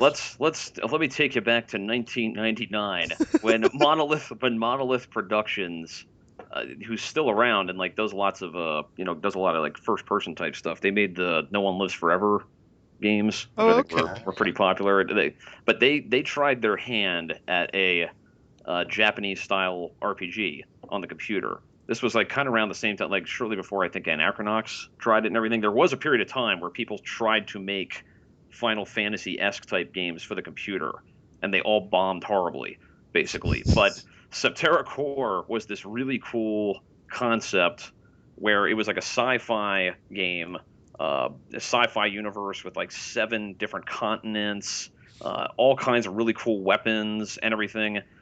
The problem was that the combat system was like based kind of a little bit on Final Fantasy, but what they did was like the longer you waited to attack, like the more powerful the attack was. And what was neat of what in theory this sounded like a good idea because there would be strategy in determining when I'm going to tell the guy to attack, but in practice what happened is the combat was incredibly dull because you just waited and waited and waited and waited and waited to do anything. So it was a really, really good idea for a game, but like the voice acting, like was left something to be desired. The execution of the combat left something to be desired. But the story itself was really, really rad. The graphics I thought were really cool. I will never play it again, but I'm glad I played it once. But it could have been an absolute classic if, with a few more tweaks to the combat. I like that. A game that I'd never even heard of before. That's awesome. I'm sure it's available on GOG. Yeah, it's on GOG, and Rob was on the music show when we talked about it. Nice. I was not on a music show when you talked about it. That's probably because he doesn't listen, right? That's probably yeah. You never listen to me. So I my knee-jerk reaction was to bring up Dragon Age 2, but then I realized that there isn't just one thing in that game that you can change because like it comes down to the fact that the combat is like the enemy encounters are terrible and there's repeated environments and the story's a mess. There isn't one thing. So then I started going, okay, well what's a game that if you changed one thing, I think it would honestly become great. And I brought it up earlier on the show when I was talking about Divinity. If you say Final Fantasy IX, I'm going to cut you. No, I love Final Fantasy IX. The only thing I don't like about Final Fantasy IX is that the story goes crazy. And we've talked about that up and down, so you don't listen. The game that shut up. Fallout New Vegas. I really want to love that game. I damn near bought all the DLC when it was on Steam sale, and I just wanted to fire it up again. And then I remembered the one glaring flaw with that game, which was damage threshold. Because the fact that they made it so that if you had 30 armor and somebody hit you for 29 damage, it did 1 point of damage. It didn't matter what they did, it was always 1 point of damage. But the second they hit you with 31 damage, they did 31 damage. So it was this horrible sense of like, well, all of a sudden, the best part about Fallout 3, which was going out and getting yourself into trouble and just exploring the wasteland, that's what makes the Elder Scrolls and the modern Fallout games so special, is to just pick a direction and start walking. New Vegas did away with all of that with damage threshold because they put up a numerical barrier that was impossible to punch through unless you had the right equipment. And I know that that's part of being an RPG. I get it. But that's not why I play those games. I play those games to explore, and that game was punishing me every time I tried to explore. And I just got fed up with it. And it wasn't like, with Divinity, I can tell that it's user error. I can tell that, I'm not thinking right about this battle, or I'm not going about it strategically. With New Vegas, it just came down to the fact that my AK-47 wasn't doing enough damage. And so there was no way I was going to beat this thing. And it sucked. And then the worst part about it was that like certain weapon classes didn't have enough damage threshold, didn't do enough damage to break through that barrier. But good lord, melee weapons just did away with that like no other. So it made it so that like going around and punching things was doing more damage than shooting it in the face. That's an interesting one because they did kind of change the rules on you. Yeah, like in Fallout 3, that's not in the game. Like armor is armor, like it soaks up some of your damage, but it doesn't completely prevent damage from happening. And apparently they did that to be more in line with the original Fallout games. But it changed the very nature. It made Fallout into Dark Souls. And I did not want to play Dark Souls. Like, I don't play those games. I don't pump the. Steven, do you pump the difficulty all the way up when you play Skyrim? Yes. Okay, you're crazy. Like, I don't understand. To me, that's just weird because I'm not playing those games for challenge. I'm playing those games to explore. You know what I mean? Like, and they just, like Dave is saying, they completely switched the rules on me and they made it so that there was no sense of exploration. They turned it into a min-max game, and I didn't want to play it like that. I don't think Bethesda's games support min-maxing. I don't think the mechanics of their games are good enough for that. Oh, I would say Fallout 3, you can min-max like a mother.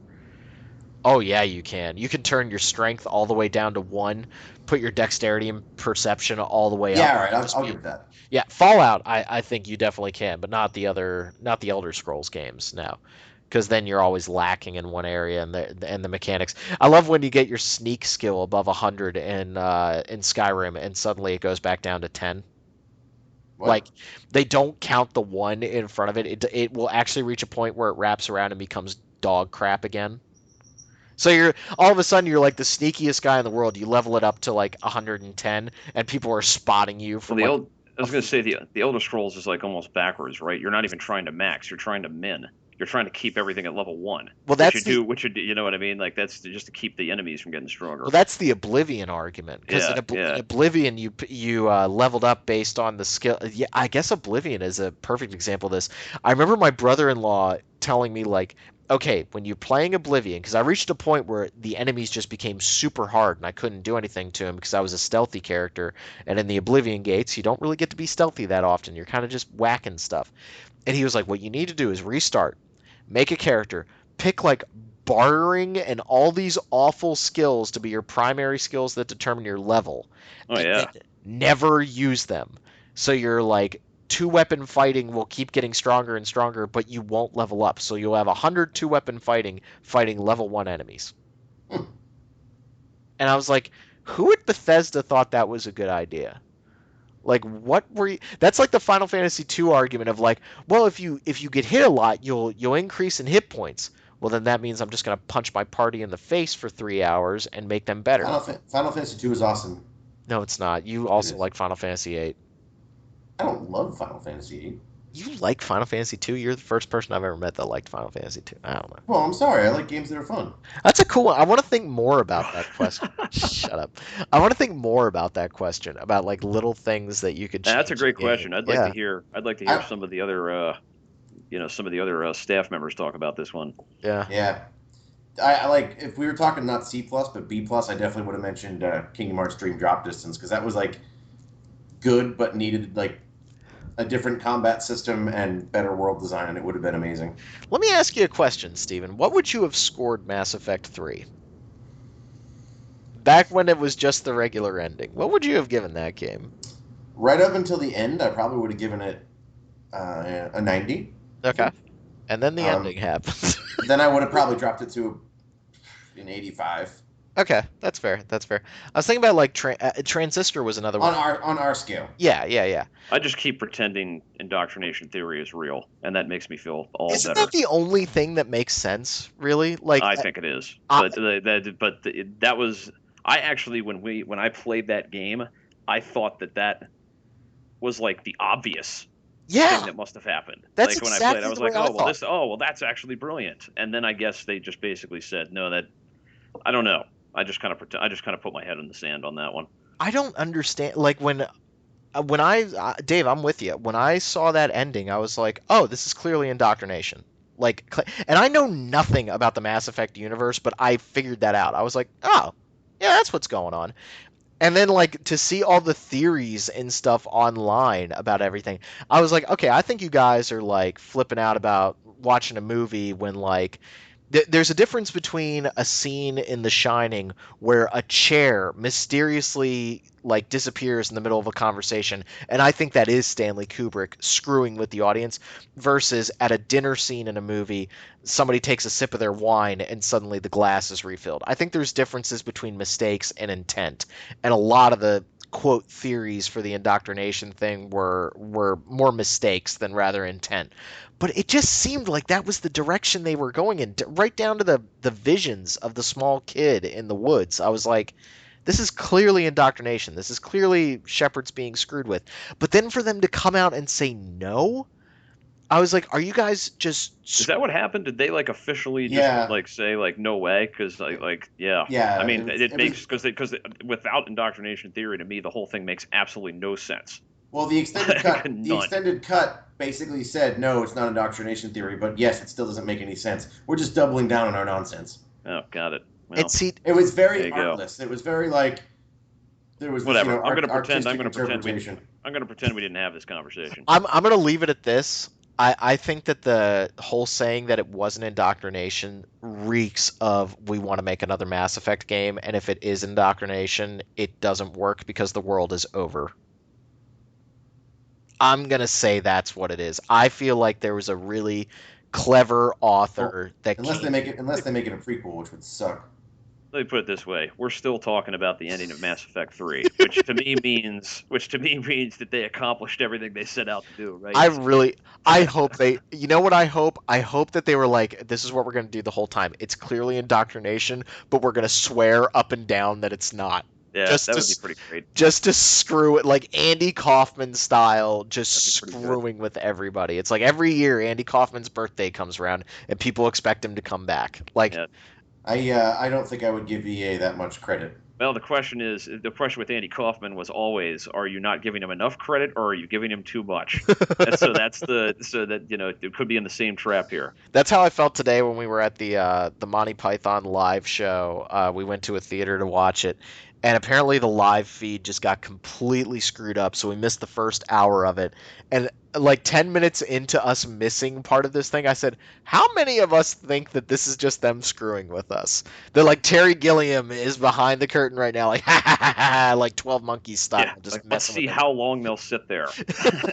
Like there's actually cameras watching us right now, and they're just sitting there eating popcorn like, it's Brazil. It's the ending of Brazil. We all know that's what's going on, so... Oh boy, good question, Monsoon. I definitely want to get Derek's perspective when he's back on the show after he's in Japan right now, if he's listening. So love you, Derek. That's a great question. Okay, and guys, definitely give us more listener questions. I want this to be a regular part of the show, and I think it gives us a chance to kind of get outside a little bit and stop talking about games and maybe answer some of the more like deeper questions. Like 2 really good questions this week. I really appreciate it, guys. And that's going to let Steven take us into news. I have a deeper question. Okay. Where do video games come from? I have no idea where he's going with this, Dave. I'm not really going anywhere with it. I wanted to ask where babies come from, but I tried to make it relevant. What? What are you even doing right now?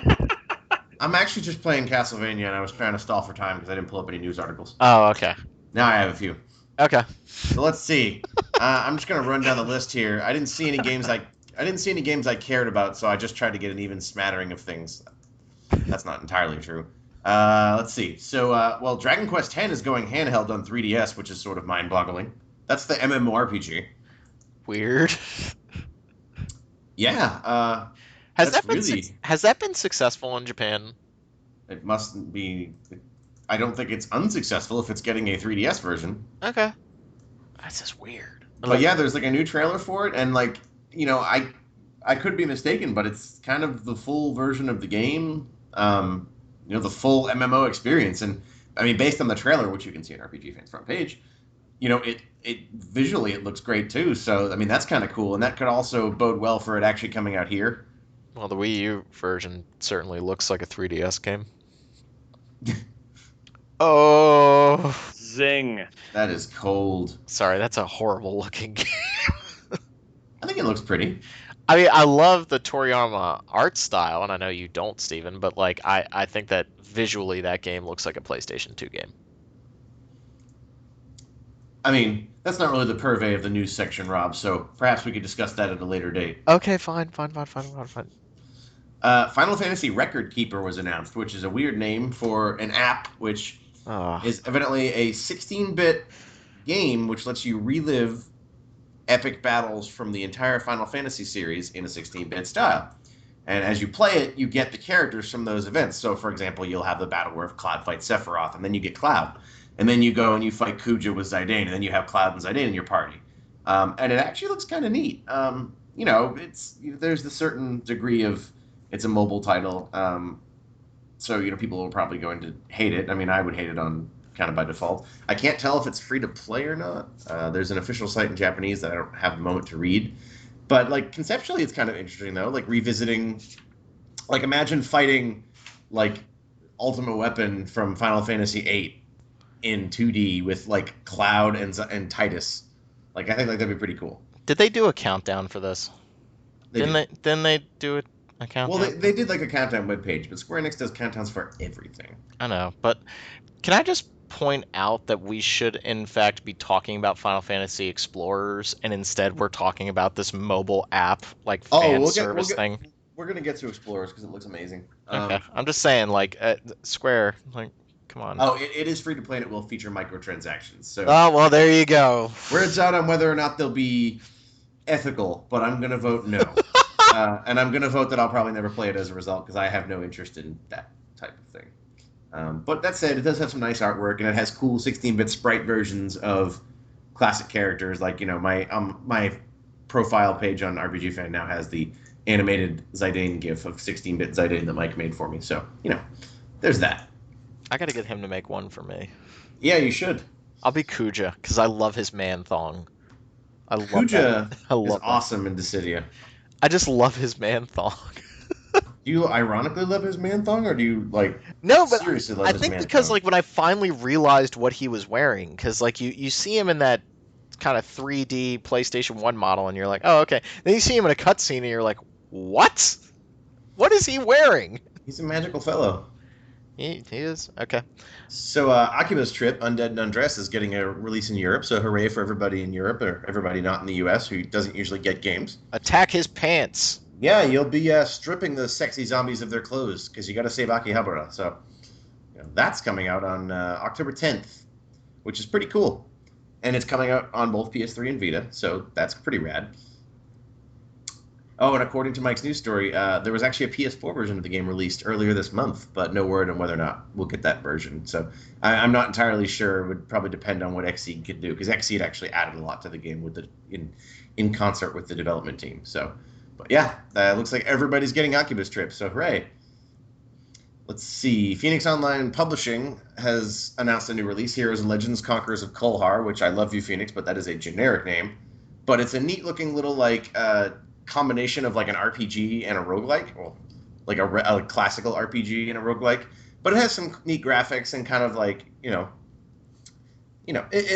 I would say if I was going to make a flash judgment, it doesn't have the most inspired-looking artwork, but it does look like something that could be fun, and that's coming out on PC, Mac, and Linux on August 21st. And what else we got here? So a bunch of Fire Emblem characters are in Smash Brothers, and I'm taking this because I love Smash, and we have a news article on it, so I'm allowed to talk about it. But Robin, who is the player character in Fire Emblem Awakening, and Lucina, who is, well, it's probably too soon to say. Lucina is a person who fights an awful lot like Marth. Are both going to be in the new Super Smash Brothers, and Chrom will also appear, although he doesn't seem to be a playable character. He's either an assist trophy or somebody's final Smash. But so that brings the number of Fire Emblem characters in that game to 4, because you have Ike, Marth, Lucina, and Robin. And Robin is available in both the Dude Robin and the Lady Robin versions, which is very cool. Nintendo appears to be continuing to mock Ubisoft for their inability to include women in anything. But, Nintendo... in fact, that's what I've noticed a lot with the new Smash, is they have a lot like Palutena, the chick with the star from Mario Galaxy, and then, Robin and Lucina, so they're, among others. So good on them for having a little variety. Speaking of that, and your slam against Ubisoft, can I just please put out a plea? Because I saw a bunch of news stories on this when the Dragon Age Inquisition stories were rolling. What?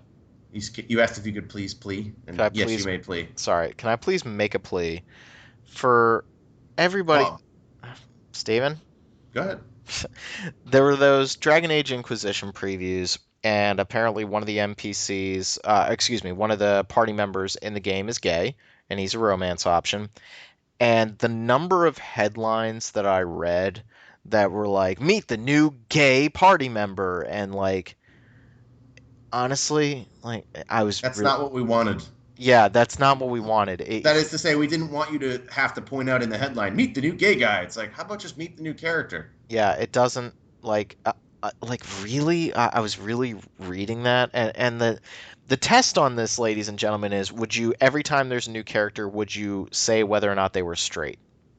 I'm not trying to be ultra PC here, but it's like that's not the important part of this character. Again, like it was just weird to me. Like I'm not trying to be the PC police. Like Well, I mean, it's certainly relevant to include that in the article, but as a headline, I don't really like the way that cuts. Yeah, I actually like the fact that he is only a romance option for male inquisitors, though.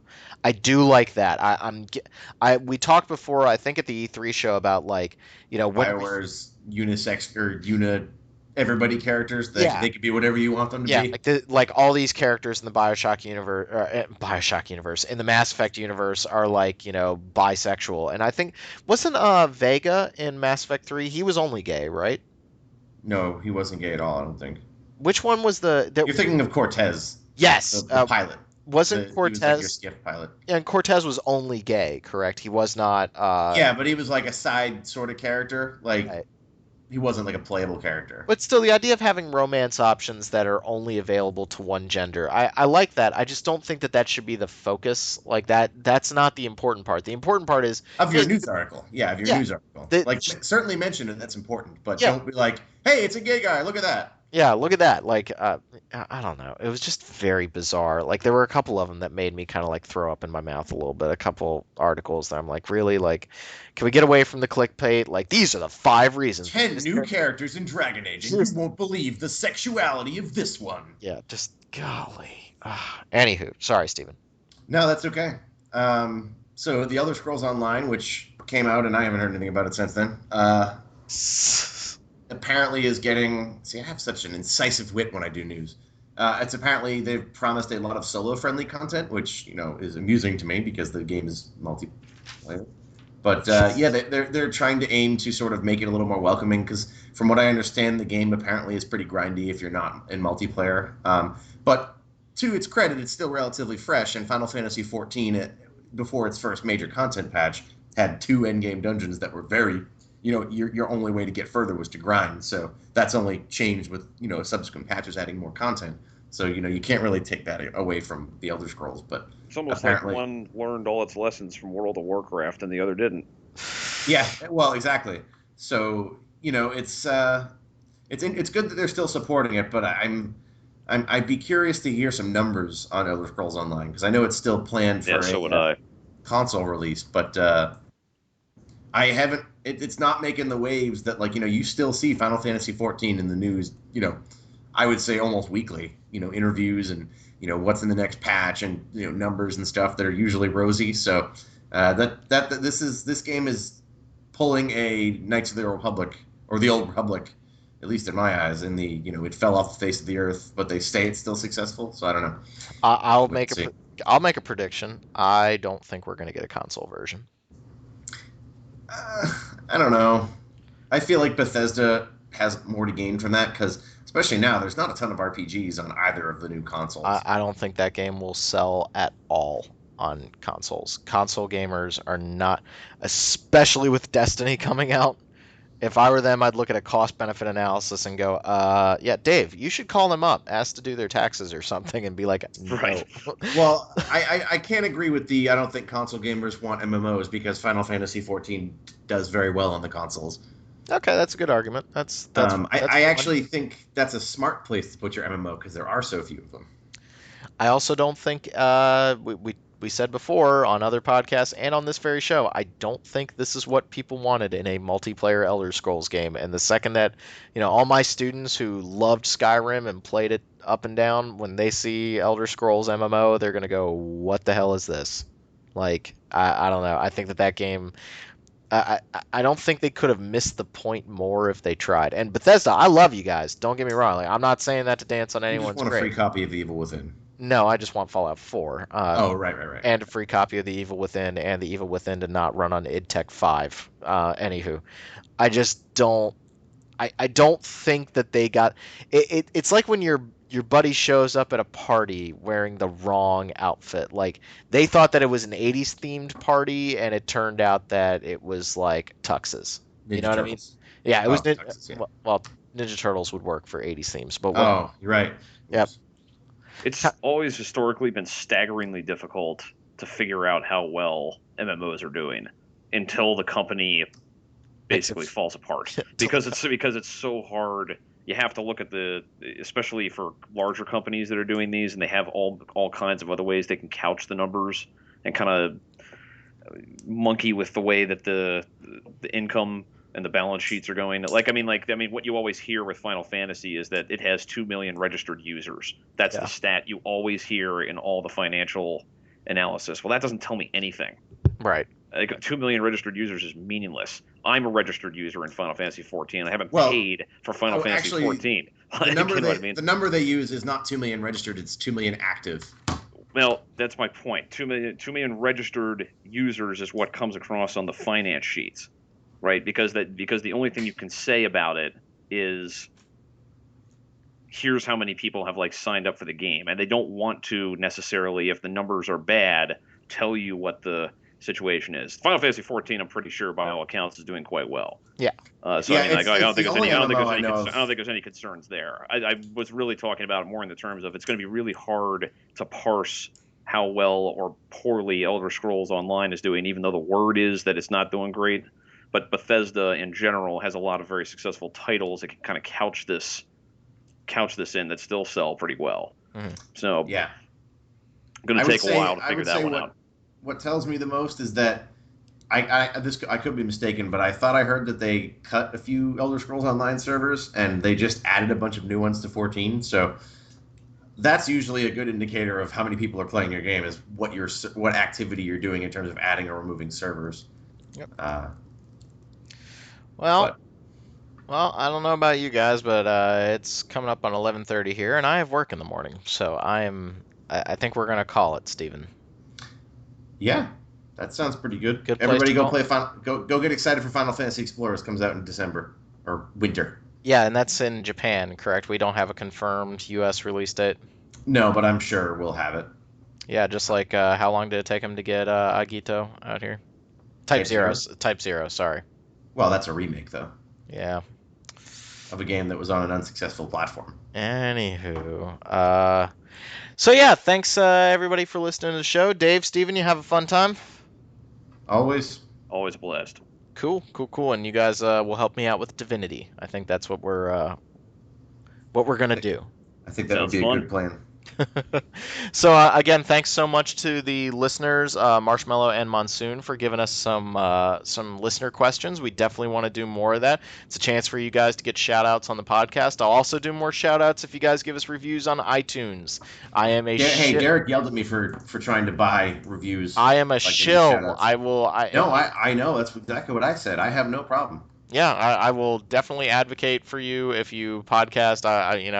I will sing songs. I don't care. Just put hey Rob, you need to say this on the iTunes review, and I just opened myself up to a world of hurt there, so I'm gonna roll that one back. But... and while we're at it too, we are running a contest with the most recent episode of Rhythm Encounter where you can win free music if you identify songs. So feel free to listen to episode 14, In Vogue.